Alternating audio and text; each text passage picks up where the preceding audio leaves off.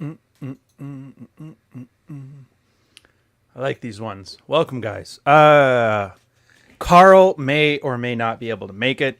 He had some personal stuff come up. Really sucks because we had an awesome one for you guys today. How's everybody doing? Hopefully you can hear me all right. I always have to check just in case because StreamYard updates and changes its shit all the time. I think we're good. Yeah. Welcome to Red Morning. You're calling it Red Morning. Why is there a cyan background? Well, it's because the color is good. Actually, here, funny story. Before we start, the last Rule Zero, Rolo and I were sitting there, and we were just the two of us here. We got there early. And he has, if you guys don't know, he's got his like red light background. I'm a big fan of like magenta or cyan, but with my skin tone, I kind of have to use magenta or cyan, I mean. And he's like, yeah, my audience was giving me a bunch of crap because the red light wasn't in the background. I'm like, are they really thinking just because it's like a red-pilled podcast, if you don't have a red light in the background, it doesn't count? He's like, yeah, you know how people think. And so now I kind of double like this. I'm like, yeah, I have no problems being red-pilled, talking red-pilled, doing red-pilled things. But it's like the lighting equivalent of wearing a pink shirt to the bar. So there's a little fun fact for you. And I need to do what he does, where he starts playing some like Slayer music and just what you want, ready to get into damn Thunderdome. But on that, that's not what the point of this show is. That's just me running my mouth to get things started. Go to where you're treated better. I stole that catchy phrase. Oh, yes. And if you guys don't know, I guess one more announcement. Dante, one of the wonderful members of the private community, Red Pill regular, he's a fucking glutton for red pilled content, has created a Discord server for us to chat about this shit. Now I know there's like a the Red Pill, like the main subreddit has its own Discord. There's one for Married Red Pill. This one, from what I understand, is mostly centered around the audience, mine and Jack's, and I'm not sure any others. He'll have the details on that. Come on in, check it out. They have a great reference to T-Rexes, which I forgot already what it was, but I remember it was like, oh dear, something to do. Yeah, anyways, doesn't matter. Go to where you're treated better. I actually stole that term from a guy. He's on YouTube. I don't know if you know him. He's called Nomad Capitalist. I kind of vaguely know his story. He was in the States. He decided to move to one of those old Eastern Bloc countries, but unlike most guys like the Rooshes and the Galu Boyles and all those guys, they're not moving to the third world to go pick up broads and live the trad life and Bronze Age mindset shit. No, he just went there because, hey, the tax incentives are much better. And my dollar goes further. And the real estate is reasonable. So I'm going to go here and live like a king. And I guess it's something I kind of knew when I was traveling too. Like I always thought of any place that's outside of Western Europe and stateside North America and up, you're basically entering a third world shithole. It's going to be nothing but like dirt roads, street meat, you know, elephants blocking the street. And to be fair, when I was in Phuket back in the late odds, there was elephants blocking traffic, but there was still traffic. People weren't just driving tuk-tuks; they had Mercedes. It was the C class, but I think that still counts. Don't get mad at me, Rich, Mister Motherfucking Supercar. Yeah. Well, Chris, maybe. We'll see. Like I said, he had some things he had to handle that he had to take this one off, and he does them for free, so obviously he's under no obligation to stick around. Hopefully he finishes them up and comes around. We'll see. But that was too bad because he was actually having a really good take on this because he's actually been in multiple different countries over his life, too. He was in the States for a while, still in alcohol. I think he's in either Europe or Asia right now. I can't remember which. And plus, I don't want to say. But the premise was go where you're treated best. The idea of the global citizen. Now, I know this is not very popular among the red pill space. But then again, so much of the red pill space has been invaded by evangelical trad types or Mormon trad types. And I'm not saying any of them aren't good people. A lot of people are good people. Roosh, I'm sure, is a wonderful guy to have over for dinner, but we're talking about ideas here, not people. And to be fair, the trad idea, it's not just a fantasy. It's not just taking a look at a cigarette ad and deciding that's when you want to make your life over. And I know there's a movie where somebody did that. I want to say it was Mad Max 3, where somebody saw an advertisement on a postcard and they wanted to move there. I'll have to come. When I figure it out, I'll let you know. But the point is, globalism is here.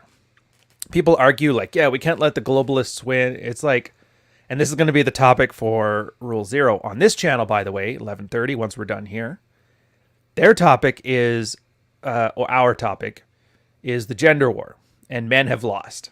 So what do you do after the defeat? Globalism has already won. Nationalism is pretty much over. Granted, I'm a little bit biased because Canada has turned into an international labor pool in my lifetime. But this isn't all bad. Consider some of the most popular millennials right now. Let's take PewDiePie. Great example. Swedish-born citizen living in England or living in London with a Italian wife. Like that's with the house in Japan.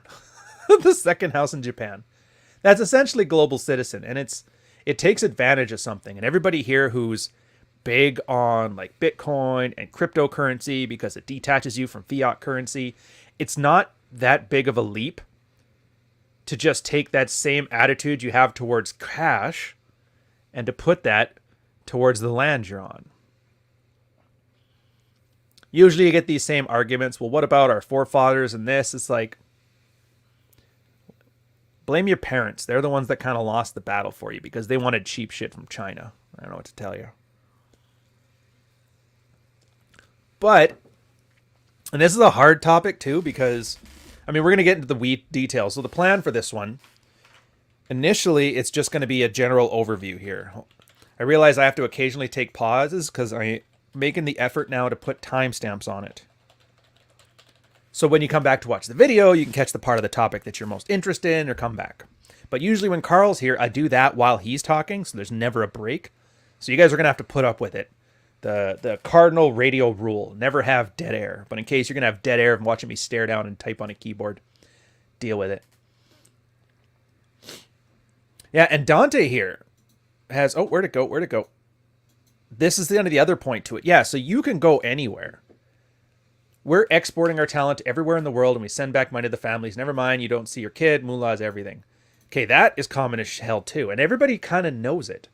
Like, immigrant labor, illegal immigration to the States, that's essentially what Mexico is doing. It's a labor arbitrage for cash. I always reference, there's actually a great lecture by a geostrategic analyst. Name is Dr. Thomas Barnett. If you guys haven't seen him, he's a great source. He's been talking about this since 2003.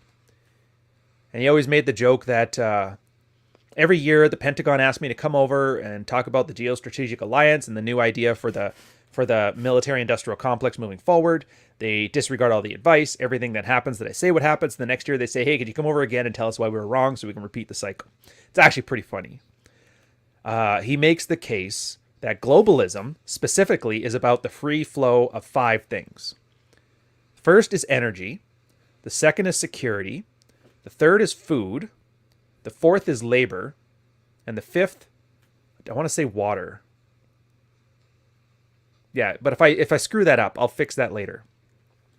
Now, most of these things have already happened. The free flow of energy, I mean, the oil market has been globalized since probably the 80s. So it's like 40 years in, half a century. Almost. That's done. America is actually the free flow of security. If you guys don't know, the Navy's traditional role has been to protect shipping interest for whichever country and to project force. The American Navy is the world's international naval police. That's it. Roadside checkstops. There's a reason the 7th Fleet plays around in the Arabian Gulf. And that's because if the Strait of Hormuz, where like 40% of the oil supply, some shit happens, they get to go in there. And Americans get very mad because I don't get it. We're supposed to be part of NATO and NATO's supposed to pay their bills and blah, blah, blah. Yeah, here's the point. America told Europe, I'll make you a deal.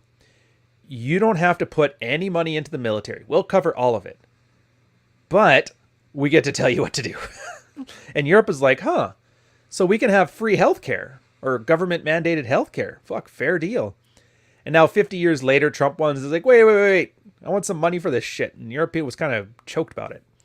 So that's free flow of security. And that's free flow of energy. The free flow of water, anybody who lives in California should know this. There was a big hullabaloo about Canadian water getting shipped down there. It turns out that global warming, if it goes as bad as a lot of the climate evangelists are talking about, we're one of the few countries that are poised to actually prosper, which is kind of interesting. Turns out a lot of our icy land thaws just enough to become arable farmland. We have an insane amount of fresh water, more than anywhere else in the world. And it's at the point that we're kind of poised to, what do we do with it? The whole world's going to be trying to buy it from us. So that's something interesting there. But you need that for food. And where was I going with the food one? Good example for the food one is George Bush decided to make a green initiative. And this is why I'm kind of skeptical of a lot of climate activists. But he makes a green initiative for corn subsidies for ethanol gas. Uses a ton of water, uses a ton of food. That causes a worldwide spike in food prices because now that food is being subsidized to be used as fuel, nobody's using it for food. The price of wheat triples. What happens when the price of wheat triples? Some guy in Middle East who's been working hard to try and make a family, and this is the part that's going to apply to you guys here. If you guys don't know, I'm talking about Arab Spring here. Some guy in the Middle East who went to university because he was promised that's what you got to do to build a family. That's what you got to do to get a wife. They like a man with a good job. You recognize that trad fantasy. A lot of talk to Meech in the chat here. The trad fantasy, get a job, get the job to get a wife, build a family, take care of them, retire in your 80s, die when you're 96 with your family sitting by your bedside. It's a wonderful, wonderful, wonderful story. The government kept it up because they're like, yeah, free university, get in there, go your education. But he got out and there was no jobs because the Middle East had no jobs for him. Turns out, yeah, the labor free flow wasn't there yet. So he kind of sucked. He ended up having to take care of his mom and his sister by running a fruit cart, essentially sitting on the side of the street, selling oranges. I'm sure Californians remember that shit. Female bylaw officer. And this was kind of like the, I don't know, life has a sense of humor. So he's already kind of an incel, neat, barely employed, totally underemployed.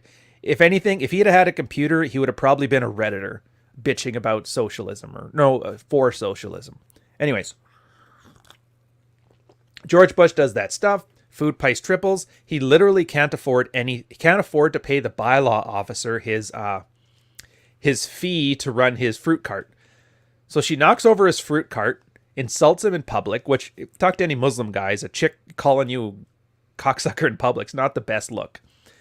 He got so, and this is something to the condition of learned helplessness and celibate men. He got so frustrated with the whole situation, he lit himself on fire. Like, imagine the level of desperation you get. Everybody's worried about, some incel. He doesn't get a girlfriend. He's eventually going to go crazy and stab a massage parlor, which is tragic on its own. But consider this. That's nothing. It's once the guys get so beaten down that they can't think of anything else but suicide. That's the thing to worry about. Now, here's the thing, though. He did that. Egypt fell 6 months later.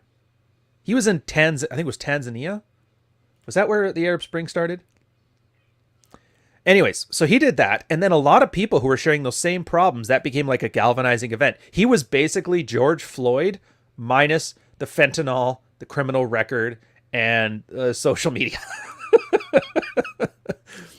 I could just picture Sargon of Akkad arguing Anita Sarkeesian thought that the the Arab Spring was patriarchy.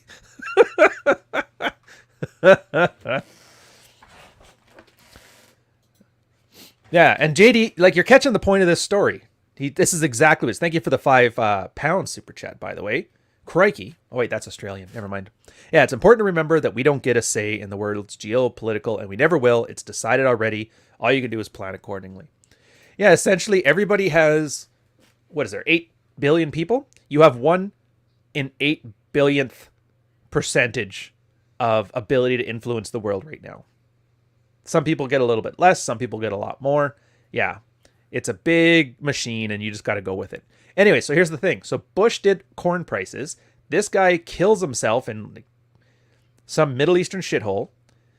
Egypt has a revolution, but he's booted from it. Saudi Arabia cracks down. From what I understand, they were like, we are having none of that here. And the king was like, yep, do what you got to do. Now, I don't even know the details of how it was cracked down because they didn't really want to tell anybody. I have a feeling it probably went worse than it sounds. But I wasn't there. I don't know. It'd actually be a question if anybody in the chat were, say, example, from Saudi Arabia. It'd be kind of cool to talk about hypotheticals.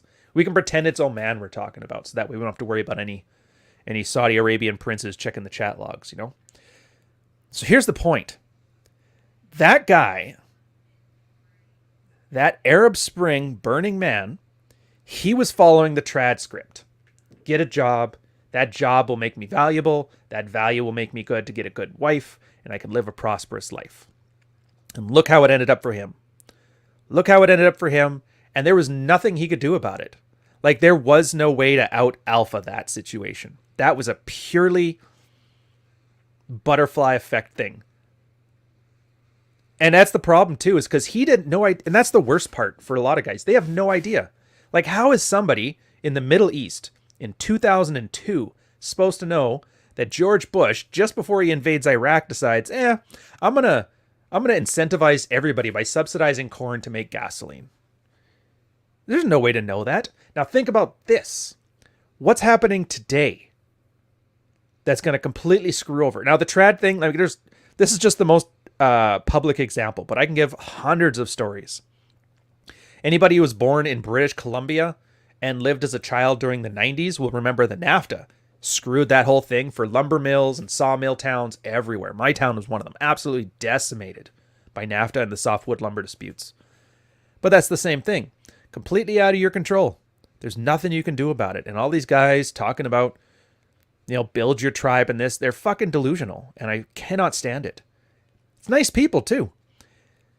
But that's the problem. And here's the problem that I would love, if you take nothing else from this video, this podcast, whether Carl gets here or not, this is what I want you to take away from it.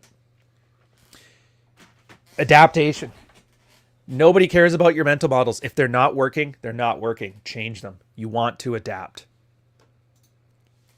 So what do I mean by adapting? Well, go where you're treated best. Go where you're treated best. I am going to do another timestamp because go where you're treated best. So let's break this down into some actionable things you can actually do. You're a single guy. You just got out. You're just going to school. Maybe you're getting out of school. Do I go to university? Do I not go to university? I would argue most people, and it seems to be a fairly common consensus among the red pill, with the exception of I think me and Carl, that college is a waste of time. Thank you, Tunisia. I knew I screwed that up. Wando, your €2 super chat correction there was very much valued. I will eat that mistake. Oh, I should have framed this better. Makes me look like a midget inside these things. Let's just as you can see, I got a bookcase in here. We're doing the girl wants to do some more renos to the space, so the entire house is getting re-drywalled. Some contractors were in here before, and she's like, they're piss poor work. I gotta fix this.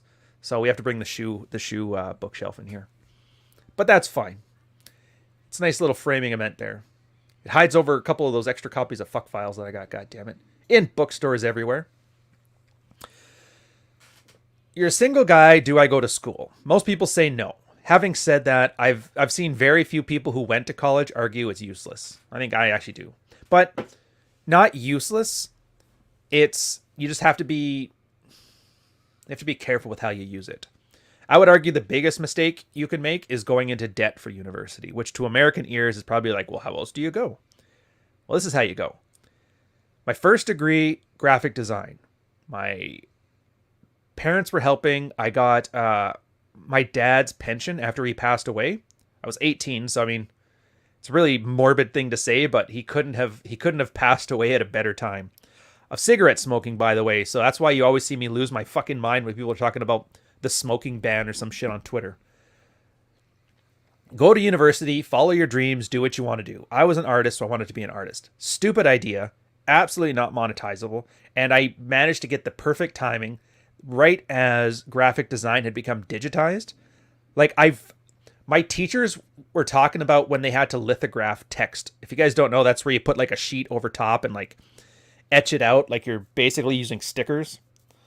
So I didn't really learn from like the modern thing, and I wasn't able to advance. There was a lot of guys that were in the workplace did it. Anyways, completely wasted degree, but didn't have to go into debt for it. So it didn't cost me anything. Plus, through the military, and I eventually joined the military. After a couple of years of doing graphic design, I just decided it wasn't for me, and by it wasn't for me, it wasn't making very much money. So I'm going to go where I'm treated best. So I tried something new. Now, I didn't know. I had no idea. I thought graphic design was the path, and it didn't work out, and I made the switch. I got drunk with a buddy one day, and we were talking about how my dad, I was like, oh yeah, I used to be a paratrooper in the Canadian military for a couple of years. I'm like, oh, that's cool. My dad used to be this. And we were drunk, and we called up the recruiting office. Hey, we were just thinking about rejoining. He's like, just don't make me a mechanic. He used to fix cars. He's really good at that. And she sent us paperwork the next day. We should have known something was up. I followed through. My buddy didn't. They moved me from small town, interior British Columbia down to Victoria. Now, that was awesome because government work in Canada, it doesn't have the same stigma as the States. Government work is like an upper middle class thing at that point. Even with the military, you get like blue collar, fairly gruff guys, but they're talking about investments and, you know, doing yoga on the weekends. It's the weirdest thing to see like a hoity-toity upper middle class guy, but they have like the blue collar sensibilities. It's only in the Canadian military do you get that, by the way.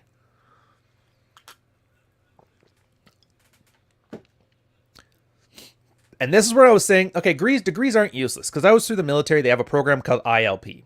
If you don't know, the Individualized Learning Plan is arm's length from your chain of command. You don't need to get approval for it, which right there tells you it's good because the military sucks at approving anything that's beneficial for you that's not directly beneficial for your chain of command. And all they did was like, go to university, do what you got to do, take your extra time, don't let it interfere with your duties, and when you pass, we'll pay you back. I'm like, awesome. So I did that, got a second degree. Carl, I remember with his stuff and a lot of his certs, his companies were paying for it because they wanted to invest in him to keep him around. And I think that's where college and university is a good thing. Like if you can get somebody else to pay for it, you externalize the risks and you reap the benefits. That's the key. But I think that's the sales pitch that puts a lot of people into horrible debt is because universities are there to make money. They're not there to teach, they're there to make money. And if you pay for it out of pocket and you don't have the cash to pay for it out of pocket, you essentially have to go into debt.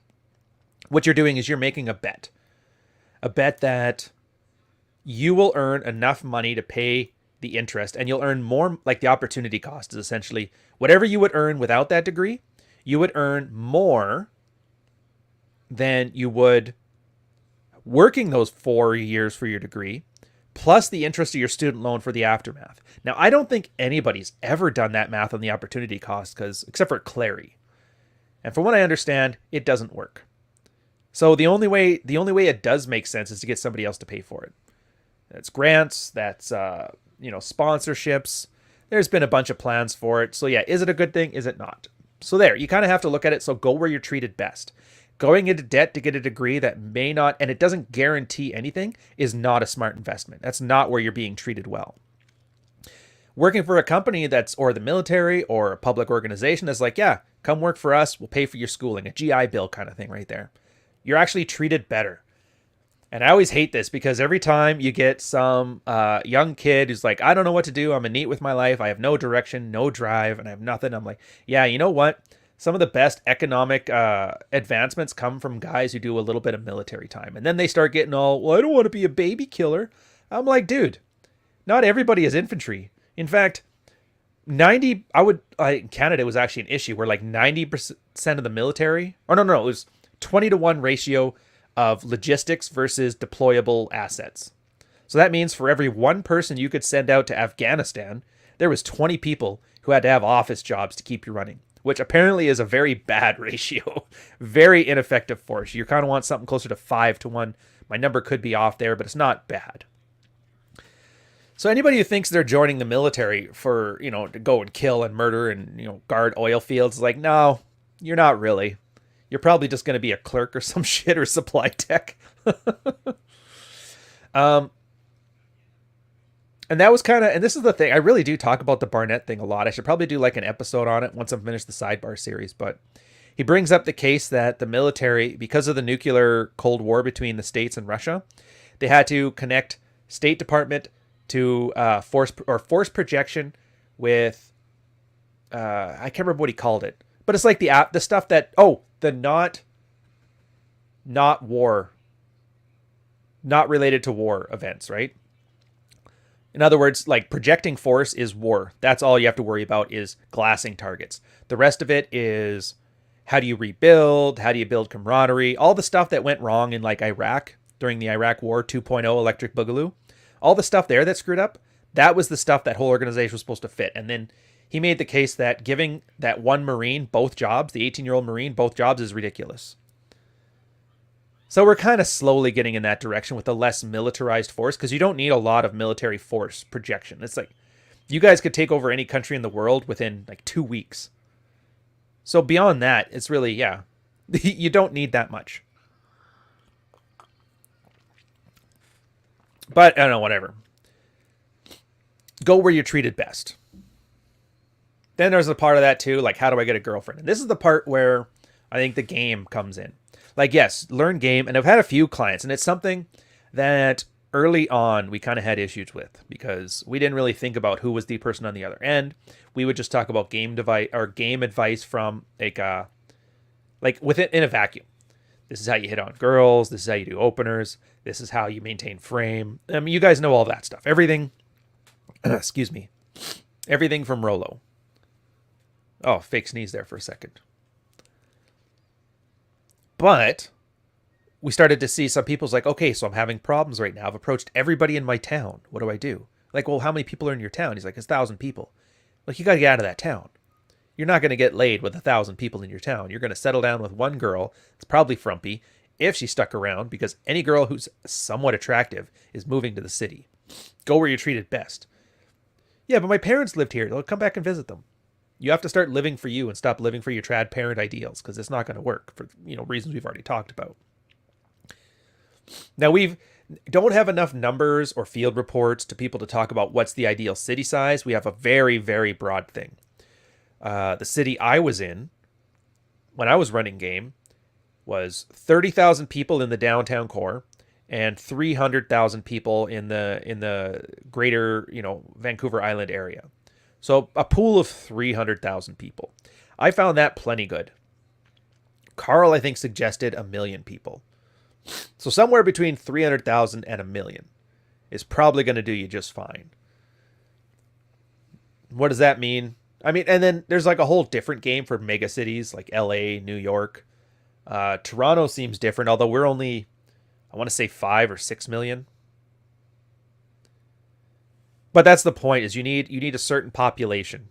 If you're just in buttfuck Idaho, none of your game is going to work. There is already a hierarchy in place because everybody knows everybody. He's from a good family. He's the tallest guy in town. He's the captain of the football team. Like we joke about the 80-20 rule where 20% of the men are getting 80% of the sex, or at least 80% of the girls are trying to get sex from the top 20% of men, although it's probably 100%. Whatever. I'm not going to make those arguments where everybody misinterprets the point of the Pareto principle. Here's the thing. And this is the part that people miss with it. And this is what about being treated better. There's not a single sexual marketplace. Sexual marketplaces are highly regionalized and highly activity-based. So what do I mean by this? Well, in buttfuck Idaho, 500 people, 1,000 people, there's one sexual marketplace because everybody knows each other. But you get a town with 5,000 people. Well, there's that main sexual marketplace that most people know each other, or at least know somebody who knows somebody. But there's like a small little niche. Maybe there's a super conservative gun club. And some girls joined up in that one. So that's the second niche there. They have their own little Pareto principle. Yeah, if top dog of the main one went there, that's fine. Then maybe over here, there's a bunch of like gamers. There's like a budgeting Tekken community coming in there. And they got their own little one. And a couple, younger girls show up to that one. They got a small one too. And that's the point. When we talk about the Pareto principle, going where you're treated better, if you're within a hierarchy that's not working for you, in other words, if you're bottom 80%, well, find a new hierarchy. You can stick around with that one. Obviously, the workplace, most guys are not going to be top 20% at the workplace. You're not sleeping with all your coworkers. You probably don't want to be anyway. You can still stick with it. But then you get a, job on the weekends bartending. Come top tier at that place. Maybe you have a weekend band that you play randomly. You're top tier at that one. You join a rock climbing club, which in Vancouver Island, the rock climbing club was essentially Tinder. Everybody was fucking everybody. It was insane. My buddy used to talk about it all the time. She was like, yeah, it's the greatest time ever. So go to where you're treated better. And I was like, this stuff is fascinating for me. And then the bar scene is another one. It's kind of it's an artificial, manufactured sexual marketplace where everybody just kind of goes there. They build it for the night and then it goes away. But there's an underlying, consistent group. Basically, if you were friends with the bouncers or the bartenders, which I was for my regular spots because they were all like Navy guys moonlighting on the weekends, worked out well. Yeah, after we close the place up, we're going to have an after party, stick around, a couple lounges. So much fun, so much good time. Fooled around with a couple of the managers, some of the bartenders. Every now and then people would bring in a friend of theirs, a friend of a friend, and side there. Great times. Go to where you're treated better. So now you're the guy. You're trying to sort out, do I go to university? Do I not? Where do I want to live where I can practice game? And I will say this, something Rule Zero Dad brought up. And here's the other side of the equation. Going somewhere for a girl is probably the stupidest thing you could do. How many stories have you gotten where, and I remember this one specifically, it was a friend of a friend, got a job at Google. He went to show me his Montreal office. They have a swing and was like, oh, this is pretty cool. Very secure place though. And I guess those ones just exist because if you've worked for them for 2 years, they can sponsor a visa to move you down to the US stateside. So pretty much it was just like internships, but we called them Google offices. Anyways, the other guy, they were both going to work there, but the one was like, yeah, his girlfriend didn't want to do it, so he decided to move and work for a different company. He never ended up moving to Montreal to do it. Turns out then 6 months later, she kind of dumped him anyway for some reason, some random shit, but that's the point. Moving somewhere for a girl or to go to university for a girl is a waste of time because you're not going to get treated better. That's what you would call a covert contract. Now, for those of you here who may not know what a covert contract is, that's where you do something with the expectation of reciprocity, but you don't let anybody know that you're doing it or what the expectations are. And women are very good at fucking up covert contracts. I don't know if it's instinct or they intuitively know. It doesn't really matter. Girls generally call bluffs. And, girls don't do what you think they're going to do because you can't read minds, and girls do what they want to do, not what you want them to do. So don't move where she wants to move. If she wants to move away from you, it means she doesn't want to be with you, or something else is more important than you. And then the writing is on the wall. If she is willing to move to college town and be away from you, well, that just means you're just not her hypergamous best option. You lost out to university. And you know what? Most of the guys in this situation are like 19 years old, 18 years old, 20 years old, and their girls are 18, 19, 20. They want to maximize their hypergamy, and that's fine. They don't think of it that way. They think they're just going to university because they get a good job because that's what you're supposed to do. It just so happens, though, that having a wide access to as many men as possible just coincides with that fact. And that's the beauty of this stuff. It's the plausible deniability. I'm going there for an education to get a good job. And if it just so happens I could find 20 or 30 guys to hopefully cash in on my looks, then so be it.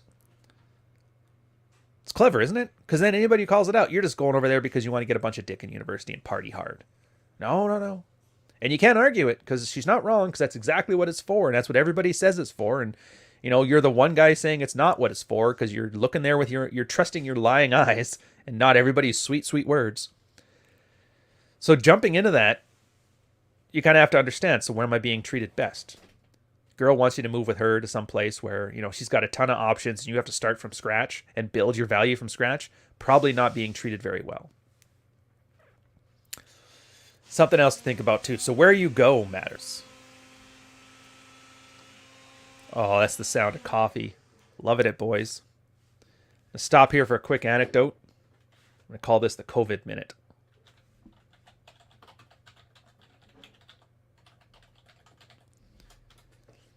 Toronto, I did not know this, was the COVID restriction capital of the world.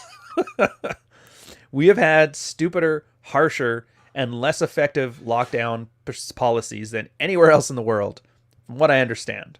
And I'm absolutely proud that today or yesterday was the day they allowed stores and restaurants to open patio dining and in-store shopping.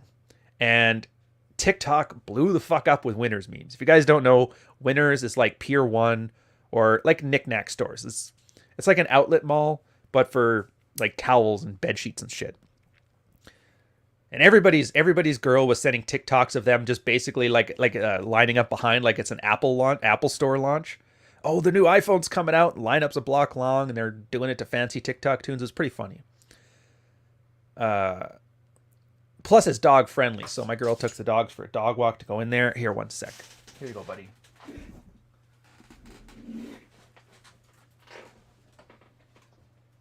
Here you go. He normally sleeps beside me, but he wants to see what the girl's up to. He doesn't like locked doors in my house. But then the patios. I've never in my life, and this is like such a Canadian thing to say, I've never in my life been so happy to have a Stromboli at Boston Pizza, of all places.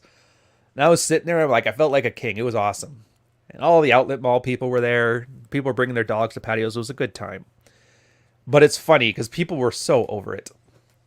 Anyways, the COVID things update is done. We're going to have 2 more phases, which Dougie is saying that it's going to be if vaccinations get to X amount of rate. So it means this first phase, we were supposed to be at 70% of people needed their first shot. Now, how they track it, I don't know.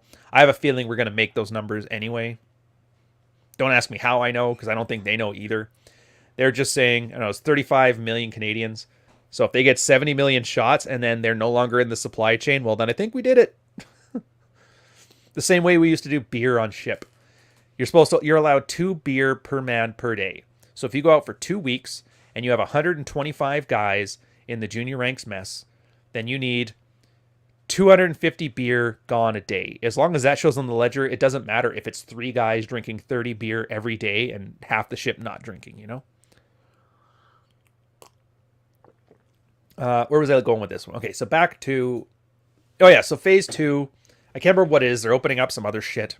But then phase 3 is the one I'm looking for. These are 3 weeks apart. 3 weeks, phase 1, 3 weeks, phase 2, 3 weeks, phase 3. Phase 3 is when the gyms are back, and I am going to bitch my building out if they don't open my gym immediately. And then I'll do something for you guys too as content. So I'm going to... If you guys don't know, I have a newsletter. I haven't contributed to it in a while because I haven't had much to say about it, but we're going to kick it back on. At the very least, the Get Back into Fitness challenge, because bodyweight shit isn't cutting it anymore. What I did for my suit fittings and that is I have always had my measurements on hand. So I'm going to have my pre-COVID and post-COVID measurements. So you can see what 15 months of quarantine's effect had on healthy people. I can probably tell you I've lost some mass. Weight-wise, I'm about the same. But then you can follow on the process. So for a lot of you guys, you may be not in the best shape of your life either. Maybe you've had your own COVID quarantine. Maybe you just need like some motivation to get out there and do it yourself. So feel free to follow along. Just follow me around on Twitter and here, and I'll let you know.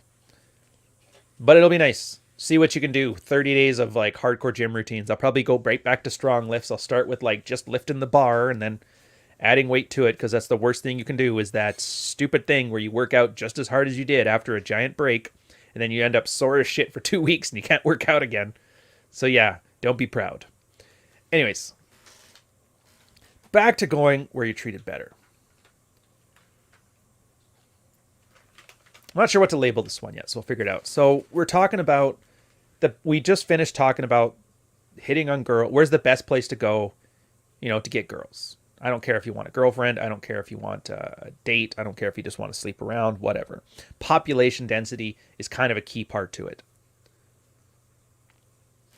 Not following your girl is a part of it. Maximizing the idea of the Pareto principle. Now, most guys are genetically not going to be top tier men. They're not going to be from Dynastatic or dynastatic. I don't know. They're not from family dynasties. They're not fucking Kennedy or Trudeau family members, right? Most guys don't have those certain gifts, so you generally have to get by on social skills and game, which works, and you can lone wolf it. And guaranteed, when you move to a new place, you're gonna be lone wolfing for a while. I had no problems with that.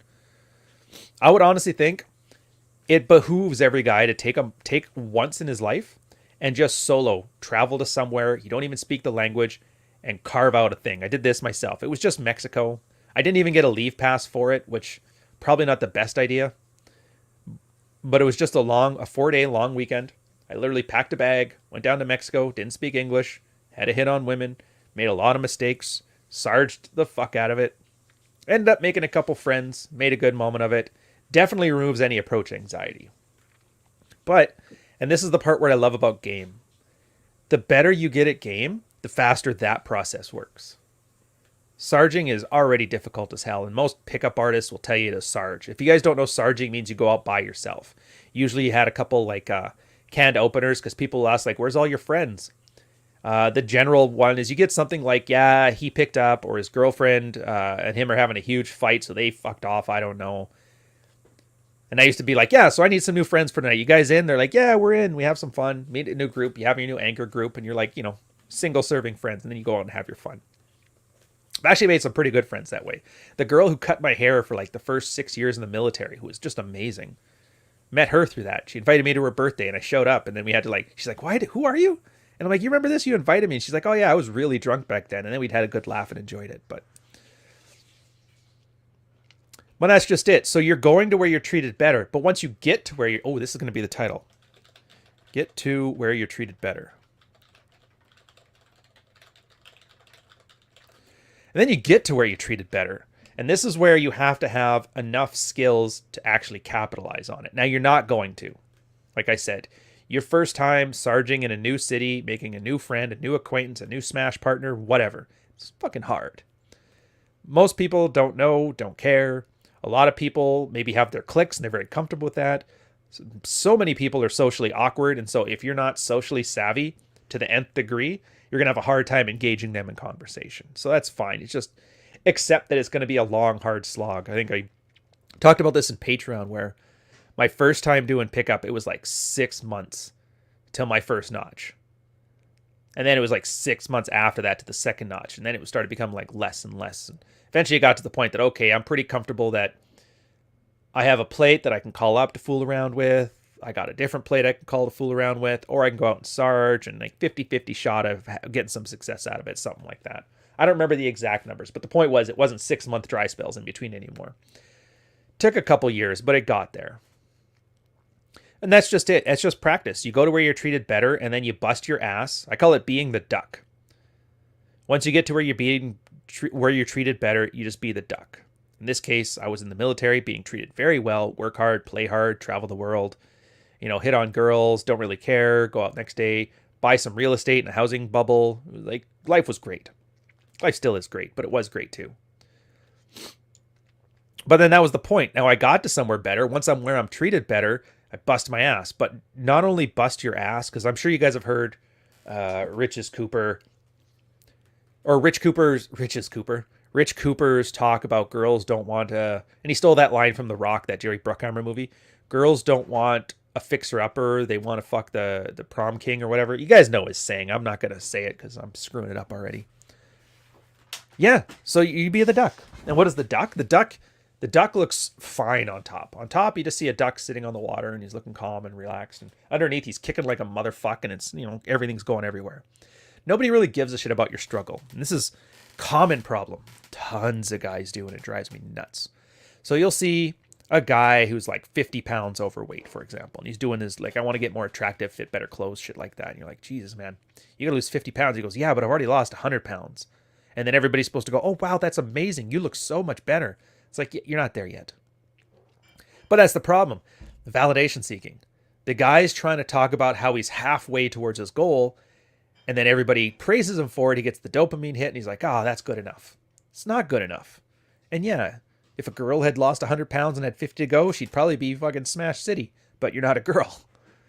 Sucks to hear, but yeah, you're not a woman, nor do you want to be one. I'm pretty sure. Although if you do, I hear there's surgeries for you. Go give it a shot. Whole different set of problems, but not my place to judge. You're not there yet, so keep your mouth shut. I think from a personal story, this one's always like, I hate talking about this because it's very Batman origin story. Like talking to Batman, he keeps bringing up how his parents died. But so during my last couple years in the military, through a bunch of very vindictive coworkers and a couple non-Machiavellian slip-ups on my side, ended up at a point where I was having like horrible panic attacks or anxiety attacks. I don't remember. There's a difference, but I can't recall at the top of my head. And I remember the more that other people were aware of them, which they talk about as they just pull under the umbrella of mental health, so let's leave it there, the worse I got treated. Girlfriend treated me worse. Job treated me worse. My old friends treated me worse. Everybody treated me worse. But I was working on it. But that's the point. Nobody gives a shit. And not only do people not give a shit, there's something instinctive about a guy working on himself that's just unattractive to everybody. And I'm sure there's some evolutionary psychology reason for it. Probably that tribal states like caveman. Once the caveman gets sick, he's functionally useless, so everybody has to emotionally distance themselves from him because now he's not useful. They don't want to spend any resources bringing him back to health. I don't know. I'm just fucking speculating here, so take it for what it's worth. So I've learned this one, where a lot of people are like, well, men should be able to, and men should be. And yeah, I don't care what should. Shit in one hand, should in the other. See what fills up first, you know? And it was probably like the best thing. Like very few people could say there was a definite moment where they got red pilled. It's always like, it just kind of happened over time. And there's very few guys that can say, no, it was like this day at this hour. And I remember this exactly for me. I was sitting there, and I was having a panic attack, and I just got up and walked out. And then I went and worked out so hard. It basically, like, I was having it, but like I was so, like, my central nervous system was so fucked up that I just couldn't. I couldn't panic. And I was like, oh, that's awesome. Feels so good. And I kind of looked around and I turned over and I'm like, the military's fucking me over. Fuck these guys. I'm going to go get mine. Did a bunch of shit that I'm not going to talk about on here. But the end of the story is I got mine. I got my success. I came out of it richer, better off with my release and play. I was fucking happy. You can see the gist of it on my blog, actually, the very first post, Retirement in 30 Days. And that's where I talk about it at my 30 days to release.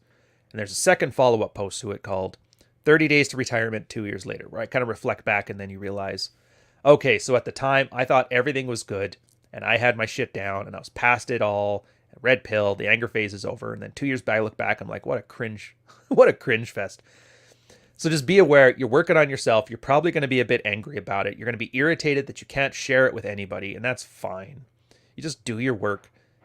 Get the things done you have to get done to get the result you want to achieve. Usually that involves a couple things. Working out, getting your mind right, getting your diet right, getting your dress right, moving right. Ooh. Thank you. Getting your girl to make you a coffee. All the things that make you an alpha male.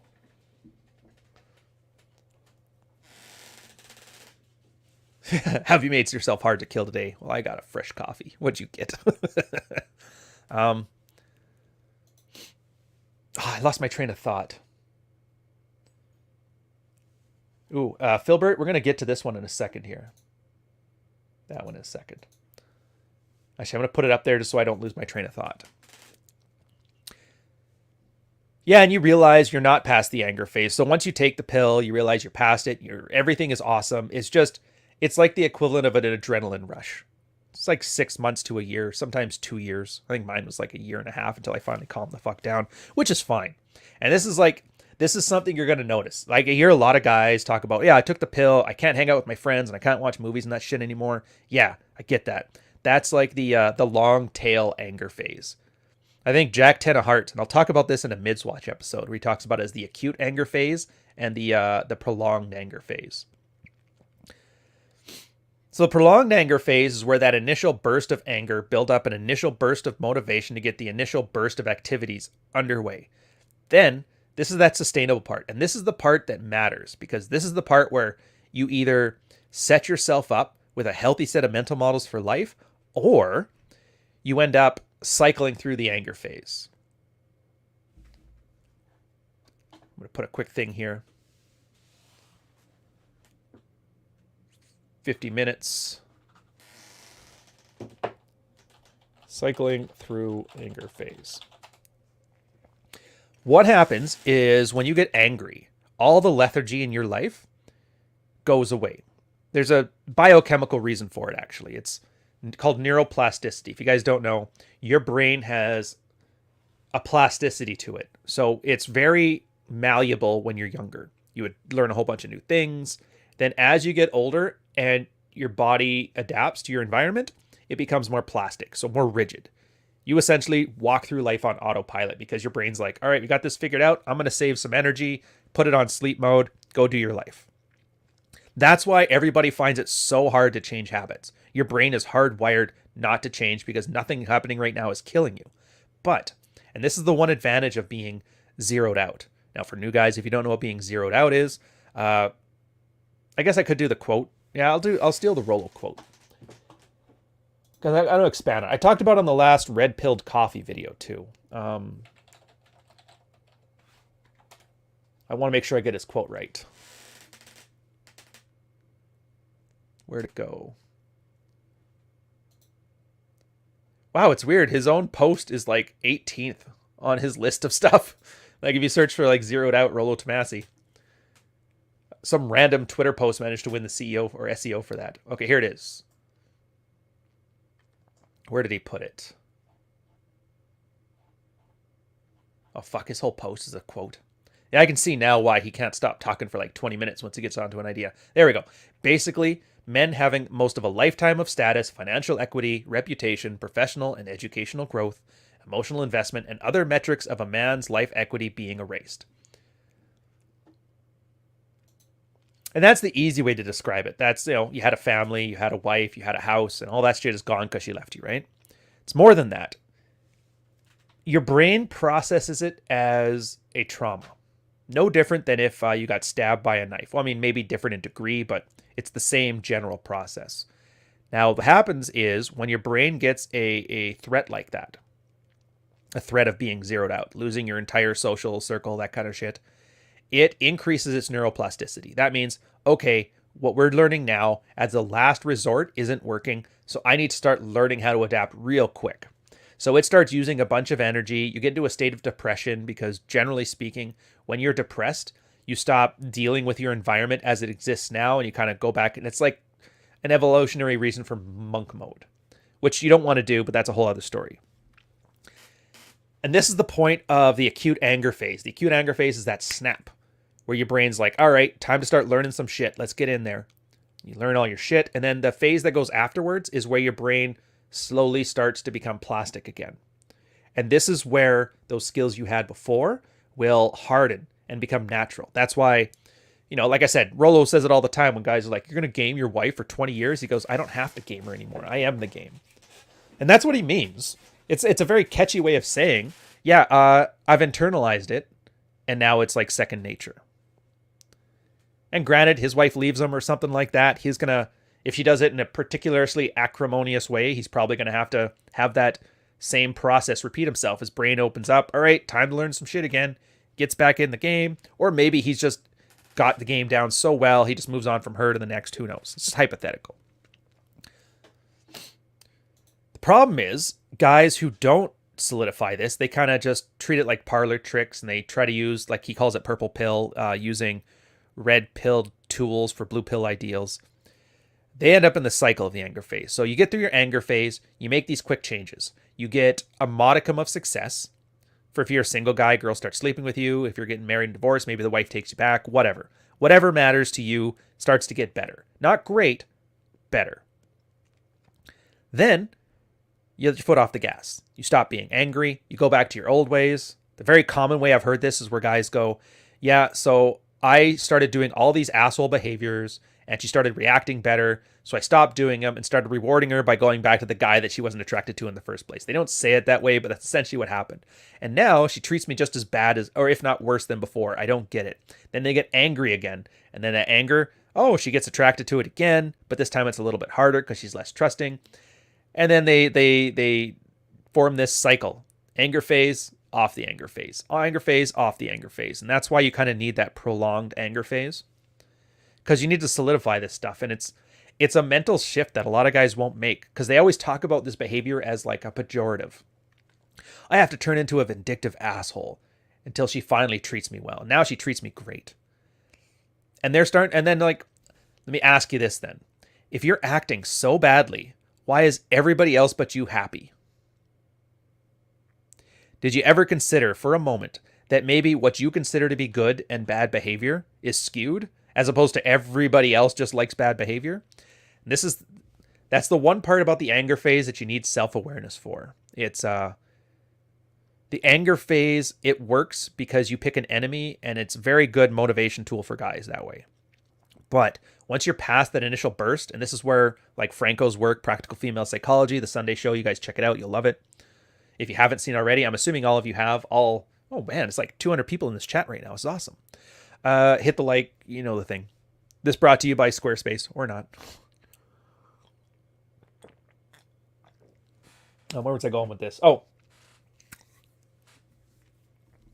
So yeah, you either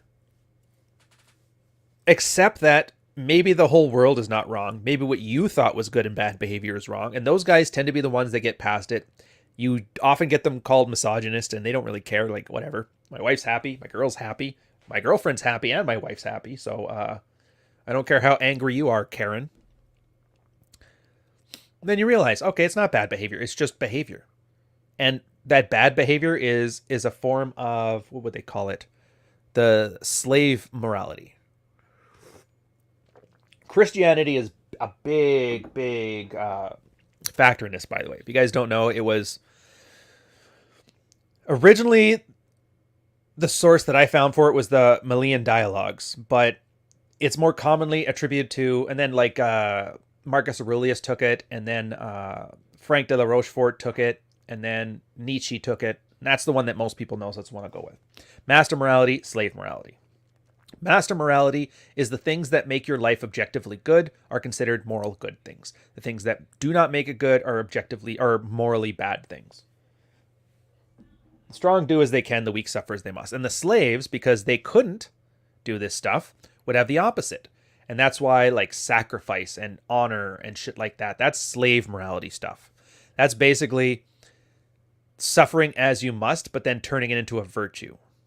And that's the problem, is that when a billion people are telling you that these things are virtues that are actively screwing you over, it's very hard for people to get out of that rut. But it's kind of where you have to be. You have to become your own master.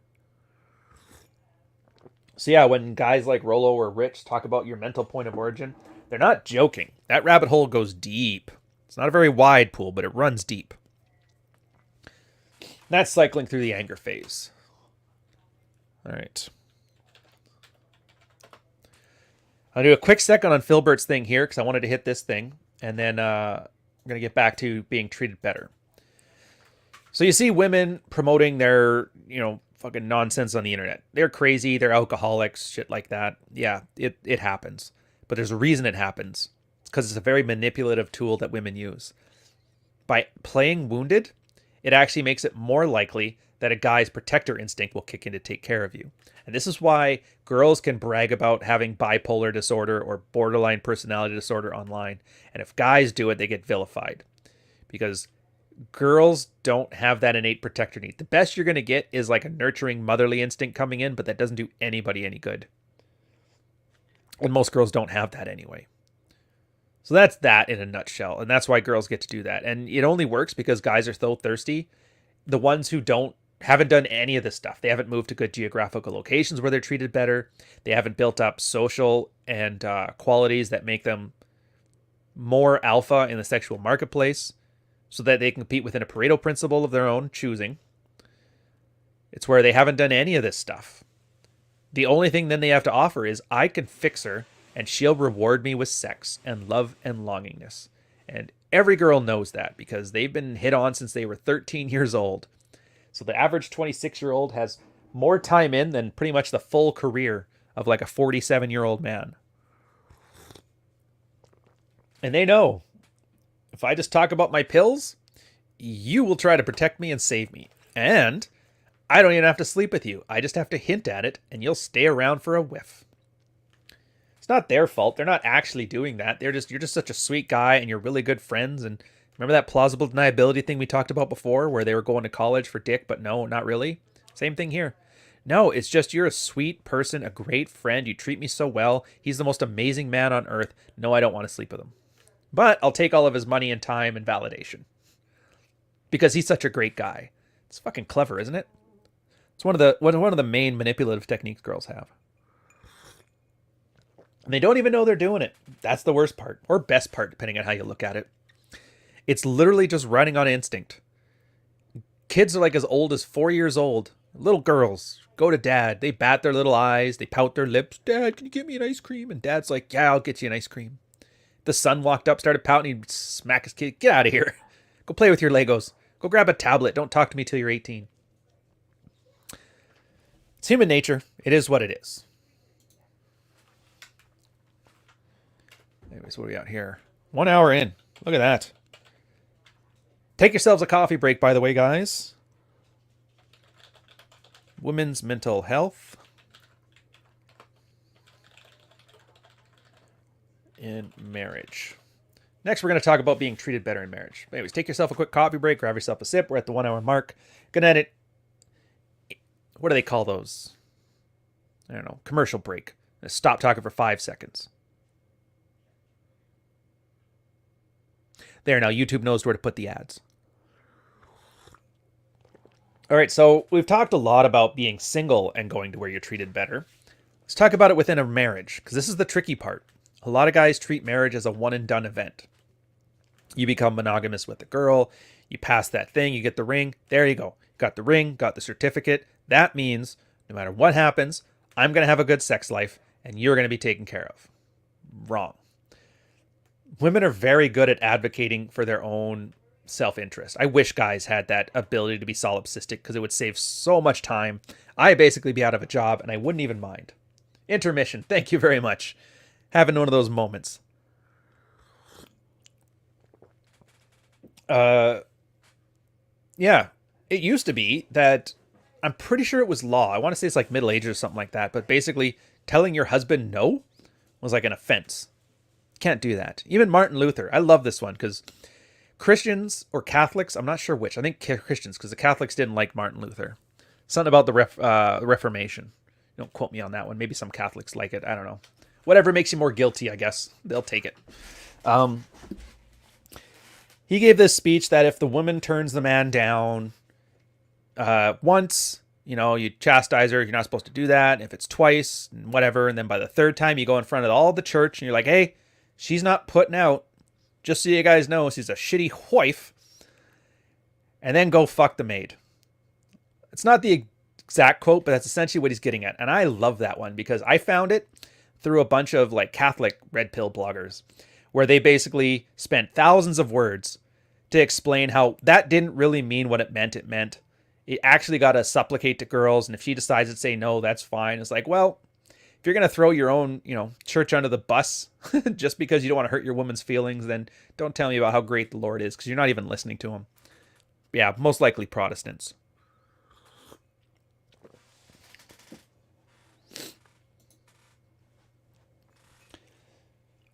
Yeah, like I said, I probably do in the future. It's if I don't get a guest for Red Morning or Carl's not here, that's usually what we spend them on here. I may focus on them more, but we'll see.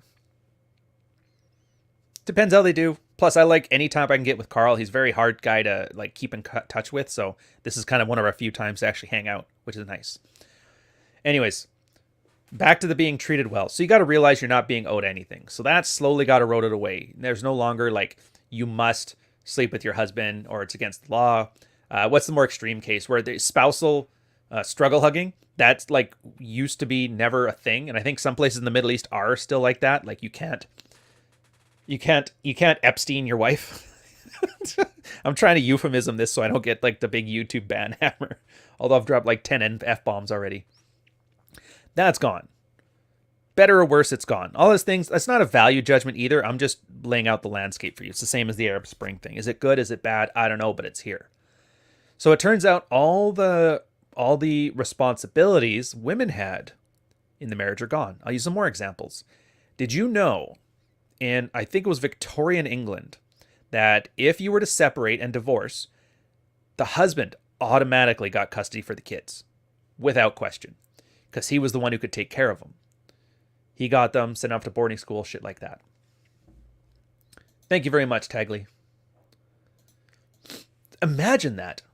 Like, can you even imagine a place where automatically dad gets custody in the event of a divorce? And that was the thing. Girls are like, I'm more nurturing. I should be able to do it. And then slowly, they fucking advocated for their things. And you talking about suffrage? Women's suffrage? That wasn't the big push, man. The big push was 100% child custody. When it hit that peak thing there, they literally flipped everything on its head. Then, and this is a great one too, Dalrock's threat point. I don't read a lot of Dalrock, so it's like one of the few articles that I really know well of his. They realized that at-fault divorce had certain mechanisms to it. So it turns out everybody was like, no-fault divorce ruined marriages. Like, no, it didn't. That's not what it did. Because you were still allowed to leave your husband at any time for any reason. You guys could separate. If you watch like old sitcoms from like the 60s and 70s, you'll see this where it was always a thing where somebody met a girlfriend and they were going to get married. She goes, I can't get married because I'm still married to something else. Like, well, why are we dating this much? Well, we separated 10 years ago, but we're still married on paper. That was what at-fault divorce was about. You could leave your husband at any time, and a lot of girls did, but you could not get married again. And that was what the issue was that they had to sort out. And so, typical of girls, they went to where they were treated better. Well, this husband's not working for me, so I'm going to meet a new man. And maybe you got lucky and it was a divorced dude and he met you, and then you guys obviously couldn't get married, but that didn't look good on the church.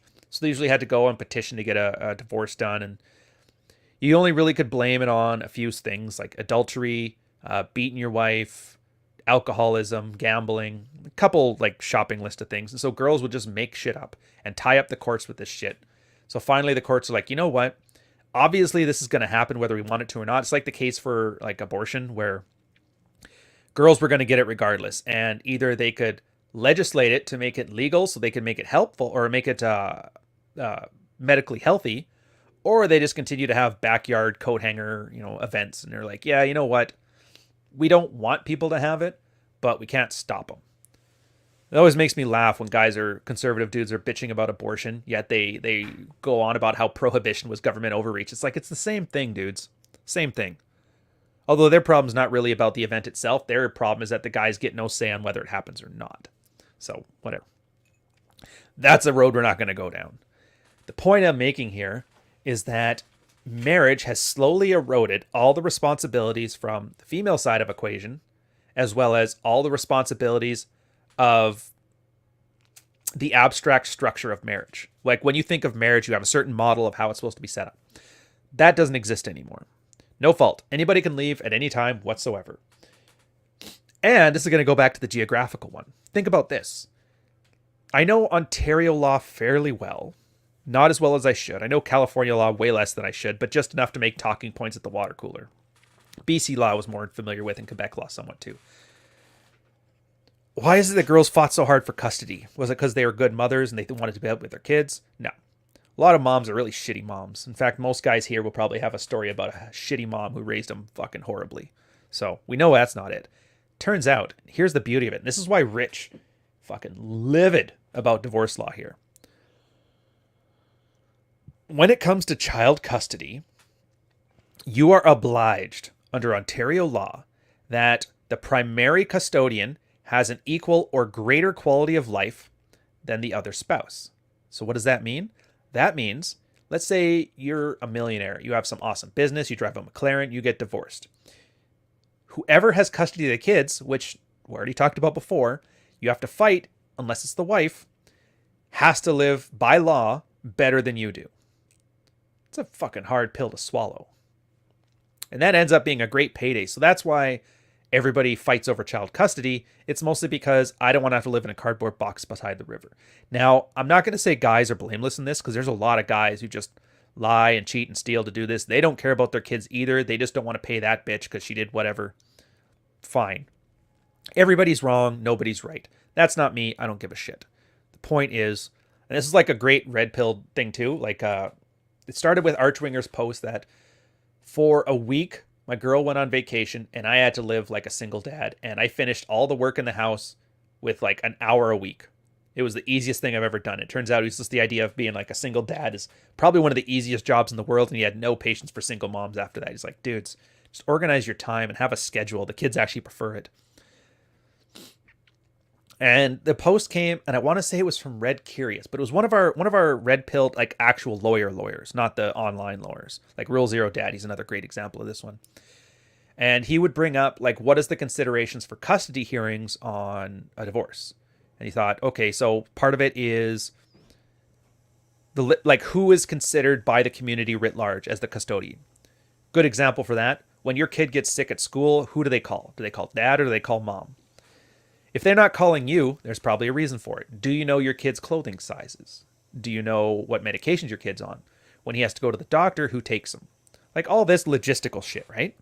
And it turns out a lot of guys aren't going where they're treated better because they're not making the environment amenable to being treated better. So let's put this example. You get that same guy who wants the trad fantasy. If I'm going to earn a bunch of money so my life is comfortable and my family can live in the lap of luxury. Now your wife decides, I'd rather fuck him and fuck you over.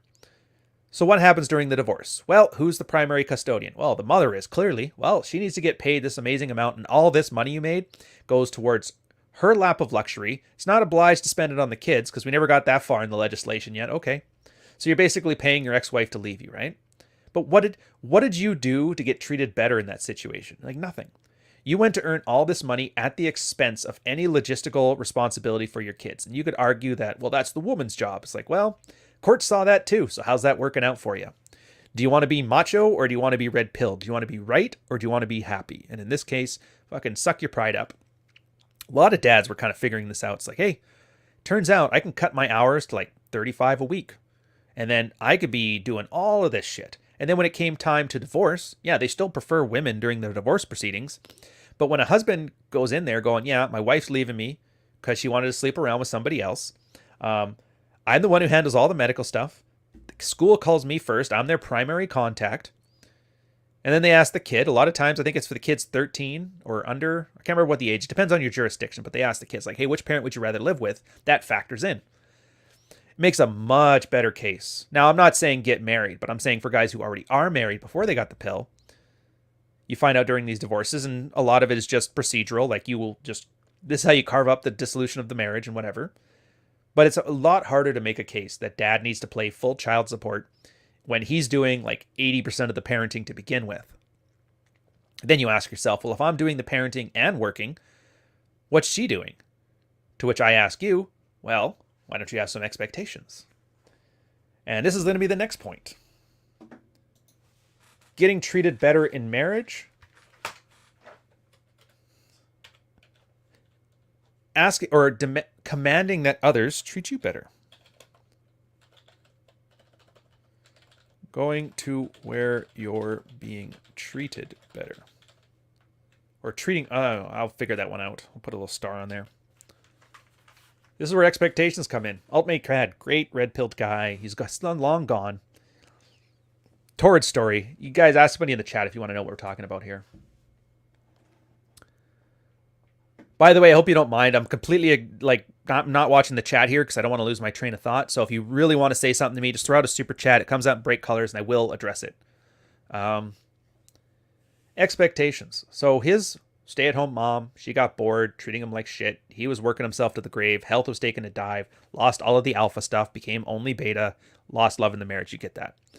So his first thought was, well, on a divorce, is the exact thing I talked about. So what is she doing? Well, it's like she can get a fucking job. A lot of guys are like, oh, your girl shouldn't have to work. And there's tons of 28 to 32-year-old women on Twitter bitching about, stay-at-home mom is the greatest job ever. I could be the best wife in the world. It's like, yeah, fuck you. No. Get a fucking job. You can contribute to this. Your four mothers fought. So you can go work in the factories. You get out there and earn that money. If you want your fancy purse, go earn it. Now, I'm not saying this like, yeah, fuck you, do it. But, I mean, it's adult. Adult people earn a living. Girls like that, too. They don't want to be beholden to any single man. So, fucking give them that little victory. A lot of guys don't like that, though, because the only way they know to establish dominance within a relationship is by economic necessity.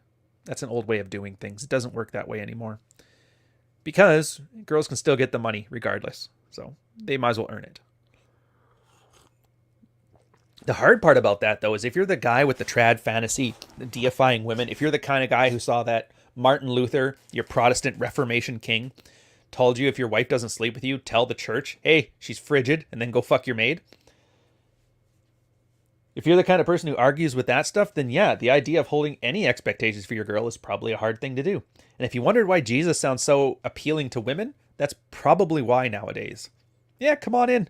Everything will be done for you, and you can do nothing at all, and you'll always be forgiven. That's a strong fucking sales pitch, you know? Thank you, sir. Thank you very much. So expectations. How do you hold expectations to a girl? And this is the misogyny part. Picture this extreme example. A girl, since she's 13 years old, every guy has given her tons of attention, obviously, because they want to smash. 15-year-olds want to sleep with 14-year-olds, whatever, the kids, the adults. Leave aside all the Louis C.K. shit about that. I'm just talking in general. From a legal perspective, guys want to smash hot young girls. So from 13 on, that's all she got. And most guys, I talked about this in the Red Pill Coffee video, future fake, lying, cheap, basically cheap sexual signals to hopefully secure commitment for the night. And girls become very good at this. They have something called the innate or the commitment skepticism bias. If you want to talk more on that, David Buss, Cindy Minston, right in the middle of the book, Why Women Have Sex. It's a huge slog, but it's a great chapter there. I'll probably do a piece on that too in the sidebar series, but getting aside to the point right now. So they get lied to by guys. They're told everything. They're told the world is sunshine and roses. And other women, because they want that shallow, cheap camaraderie with women, they always agree with each other. Hey, I'm going to cut my hair. Yeah, you go, girl. Oh, my man did this. Oh, you should leave him. You're the greatest. So girls get this very skewed, not all girls, but as the extreme example, they get this very skewed, plastic-wrapped, kind version of the world where everybody is polite and everybody is kind and nothing ever goes wrong. And it's not your responsibility. It's not your fault. You're the greatest, but I'm going to fluff you anyway. Like, is it any wonder then that a guy coming around and holding that girl to an expectation is seen as like a misogynist? I guess that's the saying, is that to somebody who's been treated as better for their whole life, being treated as equal is seen as discrimination. And that's why you see people with like $100,000 a year jobs complaining about patriarchy or out earning everybody. It's because they just don't know until they hit the wall. And then once you hit the wall, guys stop lying as much to get in their pants and they start treating them like normal people. It's a tough pill to swallow. It's funny too. Being treated like a normal person for a girl is the emotional equivalent of a guy getting zeroed out. Made the case for Rollo. I don't want to say they're equivalent, but they're in the same ballpark, and it's always kind of funny. At least single girls. That's why spinsters get angry. But a girl who finds a good man, gets a good relationship, there's no wall for her.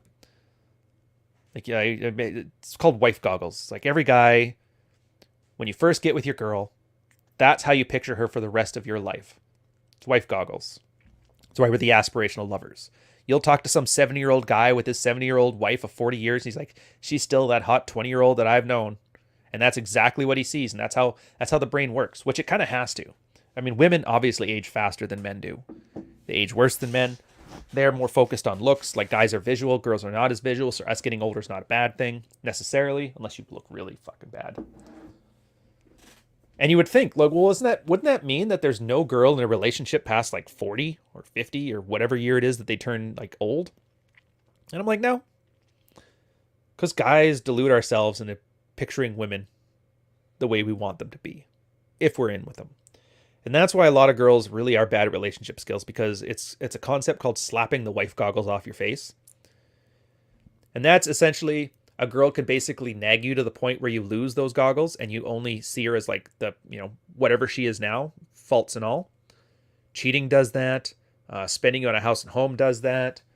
Lots of things can do it. And it usually takes a lot more than you think, because we're pretty, like I said, the brain doesn't like to adapt too quickly, right? But holding these expectations, so you're going to where you're treated better. You're doing things that put you in a position to be treated best. Now you got to start treating others with expectations. In other words, you're treating them as if they should be better. And it's hard. But that's the thing. Hypergamy is great in that way, and that girls kind of get like hooked on you in the same way that they would get hooked on heroin. Same, lesser extent, but the same as like eating chocolate, falling in love, doing heroin. It's all dopamine shit, right? So expectations can actually be done there. And all these guys want to talk about, well, how can I get girls to do this? They're just hoes. It's like, well, if she's into you, she puts all that hoery away. Yeah, but that means she's had 20 dicks before she met me. It's like, well, how many notches have you had? Is it less than that? Well, then why are you settling down? Get enough of it out of your system to the point that you can meet a girl with a triple digit knot count and you can just laugh at the number. Oh, 100? That's adorable. Call me when you hit 2. But you see what I mean? Like, I've seen it tons. Obviously, I'm in like the yuppie downtown big city place here, but I remember go to my favorite ramen spot and I see tons of examples of like super happy girls that would never pass muster on any Tradcon Manosphere fucking brand. I remember sitting there having ramen one day and there was a family of 3. There was a husband. He looked pretty cool, tatted up. He looked like, West Coast Choppers kind of look. Girlfriend, neck tattoo, 2 sleeves, wearing a sundress, the kid in the stroller. Kid and the dad looked about the same. So it's like none of that shit. But I'm like, yeah, you'd look at her. Everybody would thought, oh, what a hoe. What a slut. And Tinder slut. Definitely. And she probably was. But she settled down. And he looks like he didn't have to worry about getting any either. He was doing just fine for himself. Tall, in shape, handsome. Had his shit together. Tatted up himself. He didn't really have to care anymore. And she found him as her best option. And she went for it. Worked for me. Seemed to pair bond just fine. Although granted it was just a snapshot. It's pretty hard to hate somebody at a ramen restaurant. But I stand by that. The notch count is like it's a red herring. Everybody's worried about that. To be fair, all it is a complicated justification for guys worried that the girls will have more fun than he does. To which I would argue, go have as much fun as you can until that no longer concerns you. There's a reason that's literally chapter 1 in my book, is to stop giving a shit about notch count, For fuck's sakes, you are not a religion coach. Thanks, Allah pats back. Thank you for £2 and give me an awesome laugh on that one. Dude, you're awesome. Inshallah. Expectations. See, it turns out all this stupid stuff is like all these little shopping lists. Nobody cares. Doesn't really matter. It's whatever. If you're a hypergamous best option, she will show it in her behavior. She will ditch all of her sliding it up friends. I think that's the easiest way to tell if the girl is girlfriend material, is if all of a sudden every person on her social media is not a thought. Guys get removed from social media, all that shit. It's one of the great telltale ways. It means she's basically sanitizing her life. And it makes sense. If you're tired of living in a shitty apartment, you want to live someplace nicer, what do? Well, you clean the floor first off, right? Now, that's a hard pill to swallow psychologically for a guy, because you're like, well, but you had all your fun and now you get to cash in on it. It's like, yes, they do. If you guys haven't seen it, my sidebar series is Michael's story, where the guy was like, yeah, when you guys hit 30, you're not going to hit it. And you're going to be, used up and nobody's going to want you. And then the girls were laughing at him. It's like, dude, not only are they going to want me, but they're going to be happy that they settled and caught such a prize. So shut up. And it's true. There's no revenge at the end. Girls are going to live their 20s, ride it hard, put away wet. And in their 30s, they're going to settle down with somebody and have a family, because guys' thirst overcomes all. They think love overcomes all. No, my friends, thirst overcomes all. So you need to get everything out of your system. So psychologically, when you're with a girl and then you find out she had a sex tape, you can laugh and show her your sex tapes. You know what I mean? Now, I don't know what you have to do. Some guys are just okay with that. Whatever. She has triple notches. I only have 5, but I'm fine with it. I'm not very, insecure about that. That's like the blue-pilled way of doing it. That's fine. I would argue the better way to do it is you've had enough that it just doesn't faze you anymore. And you can't really make the case because it's too emotional for people, but guys who get there realize it. Last thing you want to be is the guy who's in that Saving the Best article from Rolo, where you're sitting there, it's like, you were my first. Were you my first? And she's like, yeah. I always joke, Sarah from the book, Matt's fiance. If you guys haven't read the book, it's the great part where the fiance tried sleeping with me during the stag. Her husband's stag, or I guess their stag, whatever. But he remember coming to work bragging about this chick. Oh, I got this great girl. Her name's Sarah. I was like, oh, it's awesome. He goes, yeah, she was my first. I'm her first. I'm like, oh, that's sweet. And then she met some of the guys from work, and one guy's like, You're not her first, dude. Like, what? Yeah, he fucked me. I was like, what? You? And it wasn't a very attractive man either. He kind of looked like a potato with a beard. And I was like, ugh. But then she's like, yeah, okay, it wasn't the first. He was the first, but you were the first one I fell in love with. And then it was like, it eventually ended up being like, we could confirm 4 guys. But he was still cool with that. He's like, no, it's cool. So I was the first one, technically, look, I checked the contract in the fine print. I kind of laughed at that one. That was before the stag thing. I'm like, all right, whatever. It's your life, man. Fill your boots. But yeah, you met her at the Carlton Club. What did you expect? If you guys don't know, if you go to a bar with a trough instead of like urinals, then yeah, any girl you meet there is not going to be a virgin. I don't know what to tell you. I remember that just so clearly. It was just a trough, and in front of it, it had like a cork board, and it had porn plastered and laminated on there. And then a whole bunch of like pen marker marks where guys were just like drawing nipples on them, which they already had nipples. I don't understand, but whatever. Best thing to do if you're ever in the military, by the way, you find this was the bar that was closest to the base. Normally you go in there was just a bunch of like natives getting drunk and like, lower class people, white people in there, getting drunk, and it's whatever. Very skeezy place. But if you go there the weekend after a deployment, all of a sudden it's just full of like middle class married moms getting white wine loaded. And I was like, holy shit. Just watching hypergamy run its mark.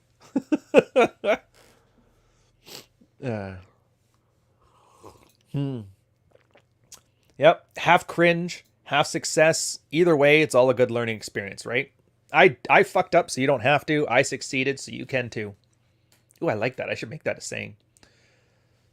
All right, so we're still 30 minutes left on here. What are we finishing it off with here? Expectations. So to finish off the thought on that, all this stuff, this whole dating, dance, the mating ritual, the notch counts, the casual sex that everybody's so sex negative about, all this shit's like, dude, don't kick the ladder out from under you. Everybody is indulging in this. And psychologically, if you don't indulge this on it, you're going to get left behind. And that's going to create a cycle of resentment, and whatever happy wife you want to get in the future, girlfriend, common law, whatever, it's going to fuck you over because you're always going to look at her going, I bet anything she did anal on a first date and she still hasn't done it with me. It's like, don't be that fucking guy. Or be that guy if you want to. I'll come gladly take your money to tell you to stop being a putz. Yeah, get it out of your system to the point where it just doesn't bother you. You know what you want and you know what you don't want. If you find out that, I don't know how, but let's say you're the guy that absolutely hates blowjobs. Like, I used to, and I tried it and I can't stand it. And then you find out this girl, like, hasn't even offered you one, and she used to do them all the time, but you're like, it's not my thing. I don't really care. As opposed to the guy, and this is actually I'm stealing this part from The Last Psychiatrist, by the way, where he was saying a lot of guys didn't want anal until they find out their girl used to do anal in college and hasn't done it for him. And then all of a sudden it's like, now I want anal. It's like, not that. You just want to know that she's giving you everything, right? But that's being reactive. Instead of having expectations, your expectations are very clearly defined. I like these things sexually. I need a girl who's compatible with that, as opposed to reactive, where you're in a girl's frame where it's like, she did that with another guy? Well, she better do that with me. But you don't even like it. It's not the point. The principle of the thing. And that's where the last part in here comes into play. Frame. So 129. Frame. It all boils down to frame. All this stuff boils down to frame. Oh, I'm going to sneeze, I think. By the way, I am very proud in this chat. There hasn't been any autism at all. Either that or the mods are fucking switched on. I do think you guys deserve a like and a pat on the back. I can't give you back a like, so you'll just have to put them in mine as a surrogate. Speaking of winter's trips. Oh, okay. Nice. I get to play with the dogs. Nice. Thank you very much, Dante. I'll leave that one up there. When you get into the Discord, you'll find out about the T-Rex reference. I think you'll laugh about it. I really hope that's not what everybody here starts getting called. Like, welcome, T-Rexes, because you're not going to like it. It all comes down to frame. So we'll go back to the thing here in the beginning. Moving out of your shitty small town to move to a bigger city. That's a frame thing. Maybe your parents don't want you to move. Maybe your girlfriend really likes you, but you know it's in your best interest to move. Well, if you have frame, you're going to move because it's in your best interests. If you don't have frame, other people can talk you out of it. And they love you. And this is the worst part. It's not even that people hate you and they want you to suffer. I mean, some do, but most don't. Most people actually like you and they like spending time with you. And they'll say what they have to say to continue things on the current rut that they're in because they're comfortable with it, as opposed to looking out for your best interests. Nobody has your best interests at heart, even the people that love you the most. And that's kind of where you have to have frame. How you frame your life. And in this case, if I'm sitting in buttfuck Idaho, I can't get out. I can't. No frame means you're stuck in the small town, sleeping with the one fatty who would sleep with you at work because everybody else is cooler than you. Well, that sucks. Frame is when your girl's like, I want to go to college. Frame is what's like, okay, this was fun. I enjoyed it while it lasts. Enjoy yourself. Well, are we still together? We'll see what happens. Why not? Sure, we'll stay together. Obviously, there's no such thing as a long-distance relationship, so the day she leaves your town, you're like, oh, I'm single again. And if she calls you up for a fling, sure. Yeah, I'm coming back for Christmas. You want to smash? Sure. Did you stay loyal for me? Yeah, of course. Did you? Oh, yeah. You're both fucking lying to each other, and you both know it, but that's the kayfabe, right? Fucking Marty. Frame. You don't want to be that guy that, oh, she said she was saving herself for me. I'm going to save myself for her. And after she's finished her degree, she's coming back. And we're going to work here. You're that guy in 6 months is going to make, by the way, I had 30 dicks while you were gone. What did you do? It's like, nothing. I turned down 6. Don't be that guy. That's a frame thing. The world changes around you. George Bush comes back from the dead, raises ethanol prices, food's climbing. Your college degree is no longer useful. You're going to light yourself on fire? Probably not. If they do light yourself on fire, you're going to kick the Egyptian president out of office? Probably. Why? Because you got frame. Better yet, as soon as you saw that shit in Tunisia going down, you left Egypt the fuck behind and you moved to Oman or Saudi Arabia or somewhere else. Because like, you know what? I'm going to go someplace where the sheik doesn't get booted out of office and there's not a big riot beating the shit out of my things. Or Portland. If you're a business owner in Portland, why the fuck are you there? Like, they just flat out said, hey, we're going to let some riotous mobs basically burn your city to the ground in that little area. But, yeah, whatever. That's why. And what did they do? Everybody bitched. It's like, hey, cops, you're supposed to protect me. My business is getting torched and everything in my life is getting stolen. They're like, you have insurance. But insurance only covers like half. Well, fuck you. Now they're all suing the city because they ignored the basic rule. Go to where you're treated best. If Portland wants to have a bunch of thugs running the streets, well, you can build your own knick-knack store in a different place. Go to Texas. That's what everybody does now. Go to Texas and vote in Antifa. Now, the college degree, was it useless? Well, it might have been. Like, my first degree was graphic design. Arguably useless. I've got some good skills from it, but I don't think I needed it. It hasn't helped me from a career standpoint. My second one was IT and business management. Super helpful. It got me in the door. It was the litmus test of being a good employee. It paid for itself because, the military paid for it. Plus, I got tax write-offs because of it. Plus, my income, when I started using it, jumped 25% the first year, 40% the second year. So that worked out to 20, 60, 100,000 just in the opportunity cost alone. So just for that 4-year degree. Oh, and then the tax write-off stuff was like another 10 grand there. So like $120,000 for the degree. It paid for it. It was already paid for, but the return of investment over a zero investment was like 100,000. So I'm like, and this is why I hated investing too, where you're treated better. Until you're at a level where you have too much money that you know what to do with, I don't think investing is the smartest play. I do think investing in yourself, because it always seems to pay, at least in my life, it's always paid off better when I invest in something that makes me more marketable than when I invest in like an external thing. What the hell? You guys do it different in the Arabia side, man. Oh yeah, and there's the Discord channel, guys. Come on in, check it out. Big thanks and shout out to Dante and Marty, who have done like most Marte, who've done the work and putting it in there. But back to the point, it all goes back to frame, right? What kind of life do you want to live? How badly do you want it? I made the joke on Twitter where I put that Tom Hardy article where he said, yeah, I'm an actor in Hollywood doing good movies. Of course I've had gay sex before. It's not gay. It was like, how bad do you want it? And then all the alpha males in Twitter started showing up. It's like, dude, I wouldn't do that. I'm like, so, all right, so all this, how did you make yourself hard to kill? It's all just fucking LARP. If you were truly a Machiavellian dark triad guy, you would suck a dick for $1 million. I don't really care. But the point isn't go be gay. That's how you're going to be alpha. The point is, if you want something bad enough, are you willing to do what you have to do? Like, are you willing to break the law to get your way? Are you willing to hide and lie and not get caught? Are you willing? Here's a great example.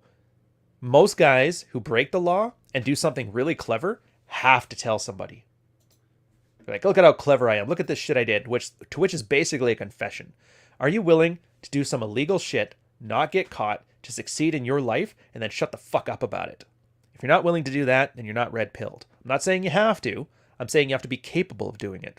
Now, it sounds very catchy when you like, well, Jordan Peterson said rabbits aren't virtuous because rabbits can't do violence. It's like, yeah, that sounds great. Why don't you map it to some real life shit? And that was where I thought, are you willing to suck a dick to be an alpha male? Like, it's an extreme example, but you get it. Sometimes you have to get your hands in the mud. Having said that, if anybody actually did do this and succeed, I would love to hear the story, because I'm just talking abstract right now. But if I could have like a practical, well, I'm using you because you're the one who did the super chat right now. Thank you, by the way, Wando. An incel Rev dethroned the last pharaoh. The irony. Yeah. How funny is that? But, well, break it and not get caught. Because, I mean, laws are only as good as their enforcement. And I hate to say it right now, but there's a lot of people that have double dipped into COVID checks right now from Canada. They called it CERB. They're not paying it back. They basically got paid, scammed the system, and they had no enforcement to it. So that's the standard game developer play tester theory, is if something is broken, abuse the shit out of it, because otherwise nobody has any incentive to fix it. So if you want to be like, I'm going to fix the West, well, there's your first thing. Abuse loopholes like a motherfucker, because until you do, nobody's going to try and fix it. Having said that, this is not financial advice. Do not break the law. We're just strictly talking in literary terms here. I'm being edgy. Do not do any of this stuff. Act like a fine, upstanding, moral person. Drink your milk. Eat your Wheaties. And do not blame me if you actually follow that asinine advice because I didn't tell you to do it. And don't say, well, Ryan said, because I didn't say. It was just satire. You got it? And that's the story we're sticking to for the rest of this. So you drop it. All right.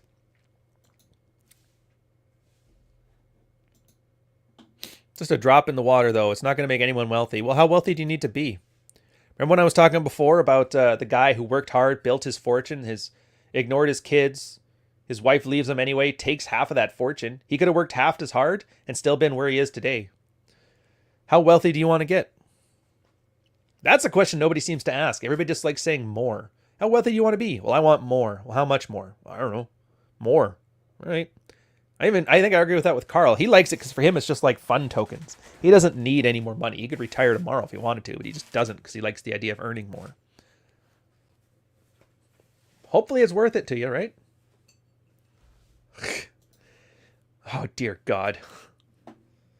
Yeah, I'm not going to say that, what's that guy's name? The Antifa warlord in Portland. I'm not going to say he was one of my first clients, but I'm not going to say he wasn't either. Oh. So that's basically it. At this point, I kind of enjoy just sitting back and take some stock. And this is something, and this is the final part of it. Ooh. For how much money would people betray their belief system? It's a good question. I mean, there's always a number. What's that Churchill line? Madam, would you sleep with me for $100? And she's like, oh, God, no, that's horrible, disgusting. Well, madam, would you sleep with me for $1 million? She goes, oh, think about it. So really then, you are a whore. We're just quibbling about price. I think everybody's a whore eventually. Eventually. But nobody wants to be called a whore. I posit to you this, though. What is the red pill if not having people betray their belief system? Now, you can't betray it anyway. It's not a person. A belief system is just a set of mental models that you used in order to live a successful life with you and those around you, right? What would Jesus do? Don't cheat on your wife. Work hard, provide. All these things are considered belief systems. Are they useful? And this is kind of... And I guess I have to like spell this out because the guys are going to be like, well, if I don't stab a cop, then I'm not out. Like, no. Don't do that. Do not do that. Don't do that. The point is, if your beliefs aren't working for you, go to where you're treated better. Get beliefs that allow you to succeed. If your beliefs are slave mentality, make them into master morality. Make it the things you believe in, the things that you have as morals, objectively make your life better. Because if you're not, you're just a plow horse. You're just a useful idiot to somebody. Now, you could say you get some kind of camaraderie and belief on that in the same way that a dude who does chore play for his wife has his wife believe in him, but she's still not fucking him. So, excuse me. Oh, I just blast everybody's eardrums. Yeah, and it's the years invested in the belief system that makes it painful. Absolutely it is. But that's the point of getting zeroed out. Like, I think, and I remember this, I keep talking about this, but Tanner, when we went to that first convention in Florida with that retard, with that mentally handicapped, insane person, he was asking, like, Rollo did his speech, and he asked, like, yeah, okay, so we talk about getting zeroed out, and most guys get to the red pill from some sort of trauma. And for him, he had his own case. I don't think he wants me to say it. I don't know if he said it online. I'll just leave it there. You can ask me later. And if I eventually ask him if it's okay to talk about it, I don't think he'll want to, though. It's not very kosher for his religion. I'll just leave it there. But is there any way to get a guy there without being zeroed out? And Rollo didn't have an answer. He goes, I don't know. It's just the way it's always worked. And I'm thinking, no. Because most guys are stubborn and our brains are lazy. And we just won't. We'll fight you tooth and nail. And that's why everybody's yelling at us online, calling us misogynists. Yeah, when it comes where to go, either go to where you're treated better and build places that are like that. Yeah, it's basically the theme for this one. Thank you very much for the super chat, Dante. Now, everybody says just build your... And that's like the case, right? Well, if the misogyny is so bad, just build your own patriarchy. And like that's... maybe that works. I don't think so. Because that's like telling that dude in Tunisia, hey, dude, just, build yourself an engineering firm and make all that money. It's like, yeah, it's kind of out of your control at that point. And a lot of things are. You have no idea who just made those ethanol subsidies that tripled the price of bread or lumber in your area. Like, case in point, the lumber thing. Lumber has gone insanely priced because rich people are constructing like a motherfucker. COVID policies have essentially dried up lumber demand or supply or both. And the way their life cycle works, it actually takes like a couple months for the prices to stabilize, right? Canada's actually got a great example. It was a link I was going to send Carl. Okay. Let me do it here. Oh, what is this now? 142.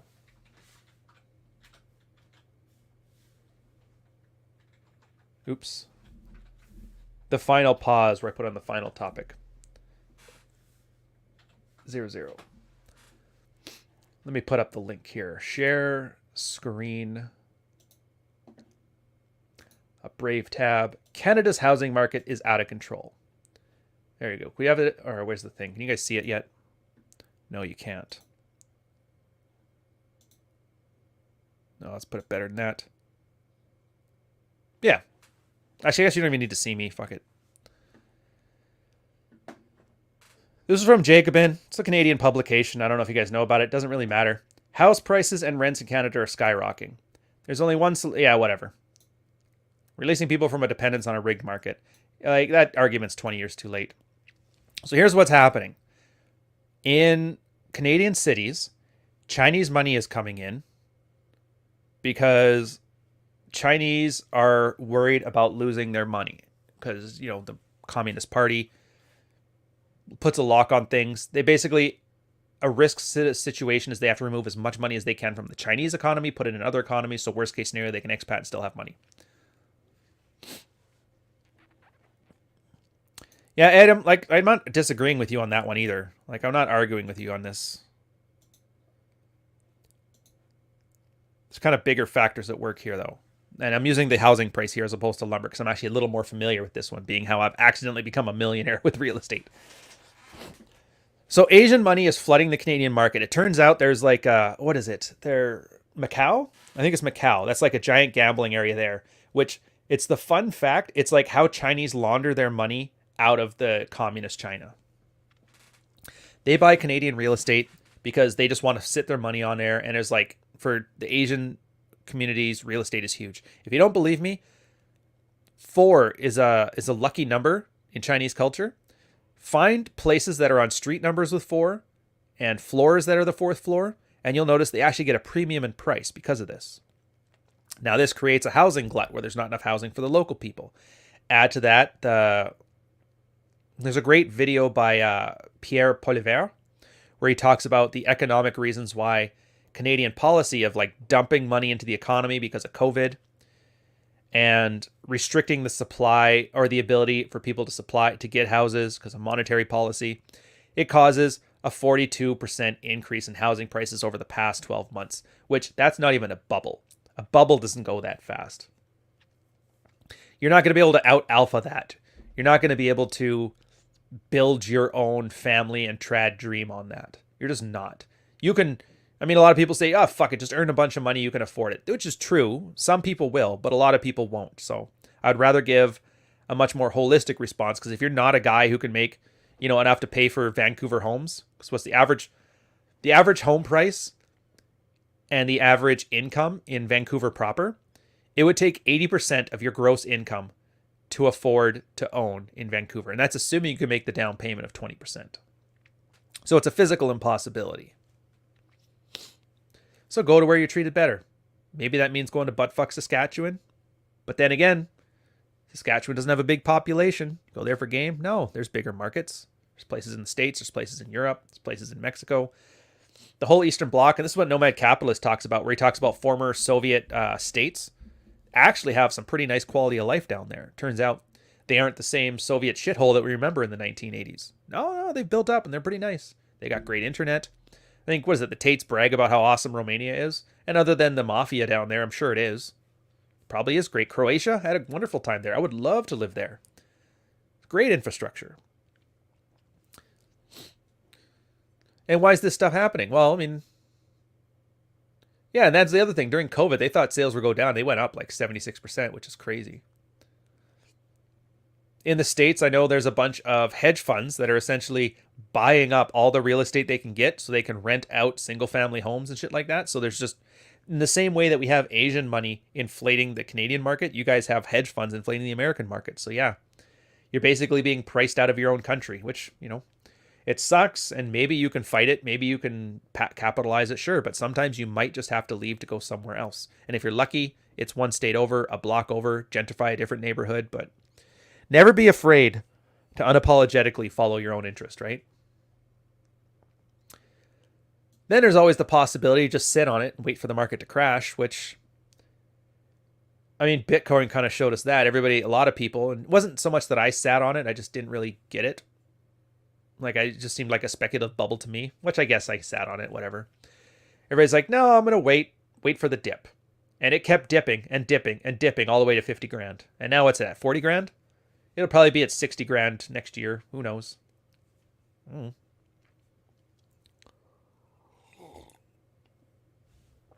Ooh, this is actually good to know. I didn't know why 4 was considered unlucky.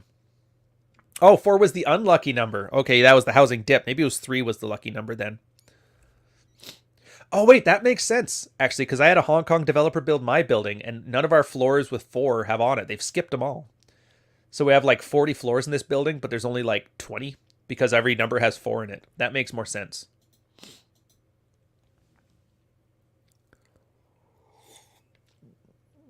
And yeah, Adam's got some good things on the American market there. Like I said, but that's the thing. It's an economy. There's tons of reasons for all this shit, right? So you do what you got to do. But that's the point. You're aware of these things, so how do you capitalize on them, right? Sometimes it's just a matter of, this market's no good. I'm going to arbitrage to a different market. In other words, move to somewhere better. How much do you think Buddy's life from Tunisia would have been better if he decided, all right, Tunisia's not working for me. Fuck this country. I'm going to move to Muscat, Oman and work there. I don't know how hard it is to move from one Middle Eastern country to the next. I'm just using it as a hypothetical. I'll tell you one thing. He probably wouldn't have set himself on fire. He probably would be alive today. Oh no, he did live, didn't he? Ryan, please stay away from Bitcoin. Adam, go fuck yourself. I'm already in Bitcoin now. And you know what? I just threw 10 grand at it and I'm sitting it in a wallet and I'm not looking at it again. And you can't stop me. But that's because the money's not going anywhere better. And it's just a giant pyramid scheme. There's nothing to back it. And I'm okay with that. It's speculative. But then again, so are stocks right now. To be fair, I can't. It's not even that I don't like Bitcoin. I hate Bitcoin people because they essentially are gambling addicts pretending that they're savvy stock investors. It's like you're not Warren Buffett. You're a fucking gambling guy at a casino. And I'm fine by saying that opinion. I know I lost a bunch of subscribers now, but it's true. Anybody who's watching that stock on an hour by hour basis, you're a gambling addict. Oh, Bitcoin's 35,000 at the moment. Oh, that's a crash. Poor bastards. It's all right. Lucky for me, I got 10 grand in Ethereum, which has more than covered that loss. Still up ahead. Having said that, my normal stock portfolio has performed well above that, so. And I'm not even any good at this shit. I suck at stocks. Rayner's got the right idea here too. And that's the thing with stocks. It was like, I don't think you could make a bad play because there was so much money being injected into the economy that everybody's throwing money into stocks right now. So as long as you invested in something, it'll be making money. Whole market's going up. It's not even that the market is going up. It's that the dollar value supply or the dollar supply is going up. And so anything that hedges against inflation is essentially a good investment right now. So whichever. The Ethernet Maxis. It's fun tokens, man. Don't even care. It's like 20 grand US. I could lose it. As soon as I threw it in, I was prepared to lose it.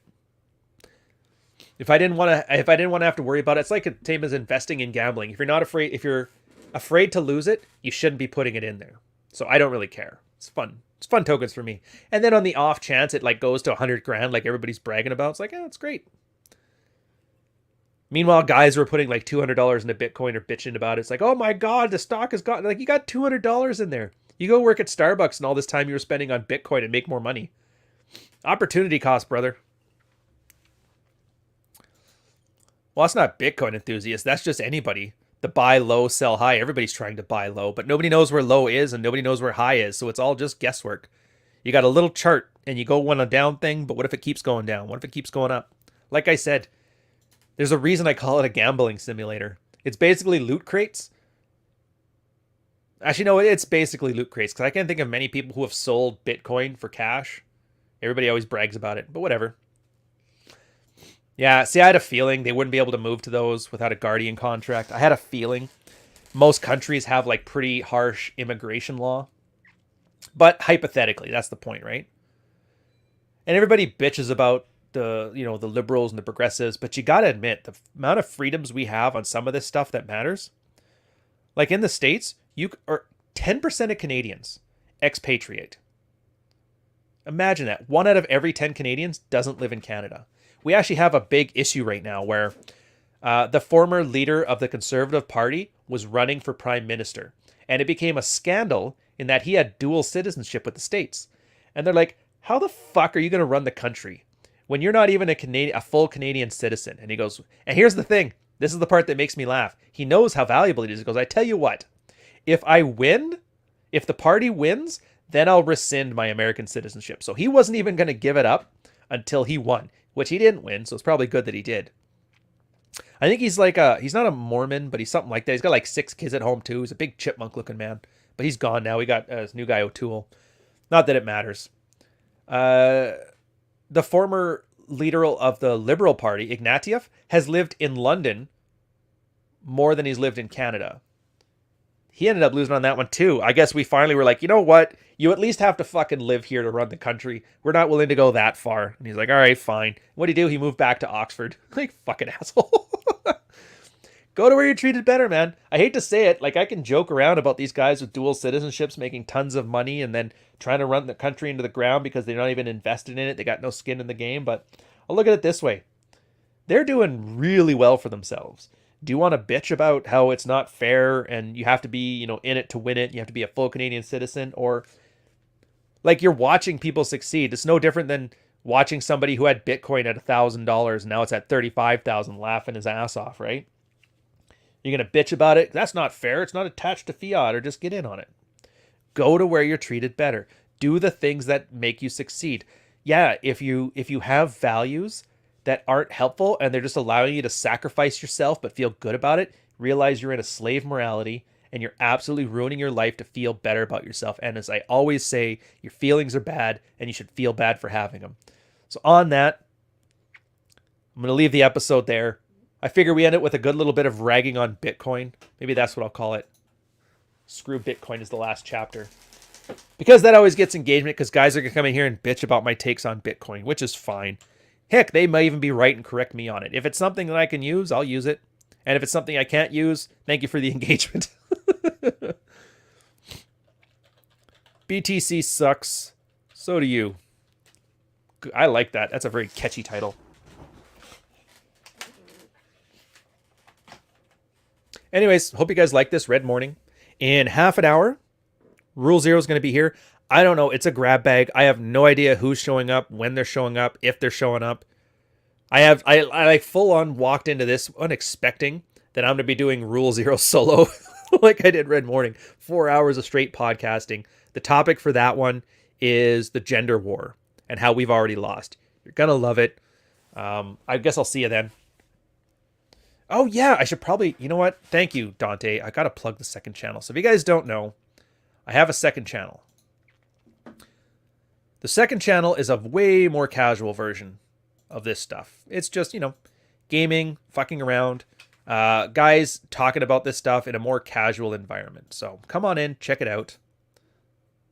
There she is. It's called... Oh, that's the wrong one. Damn it. Give me Digital Ryan. There she is. So come on in, check it out.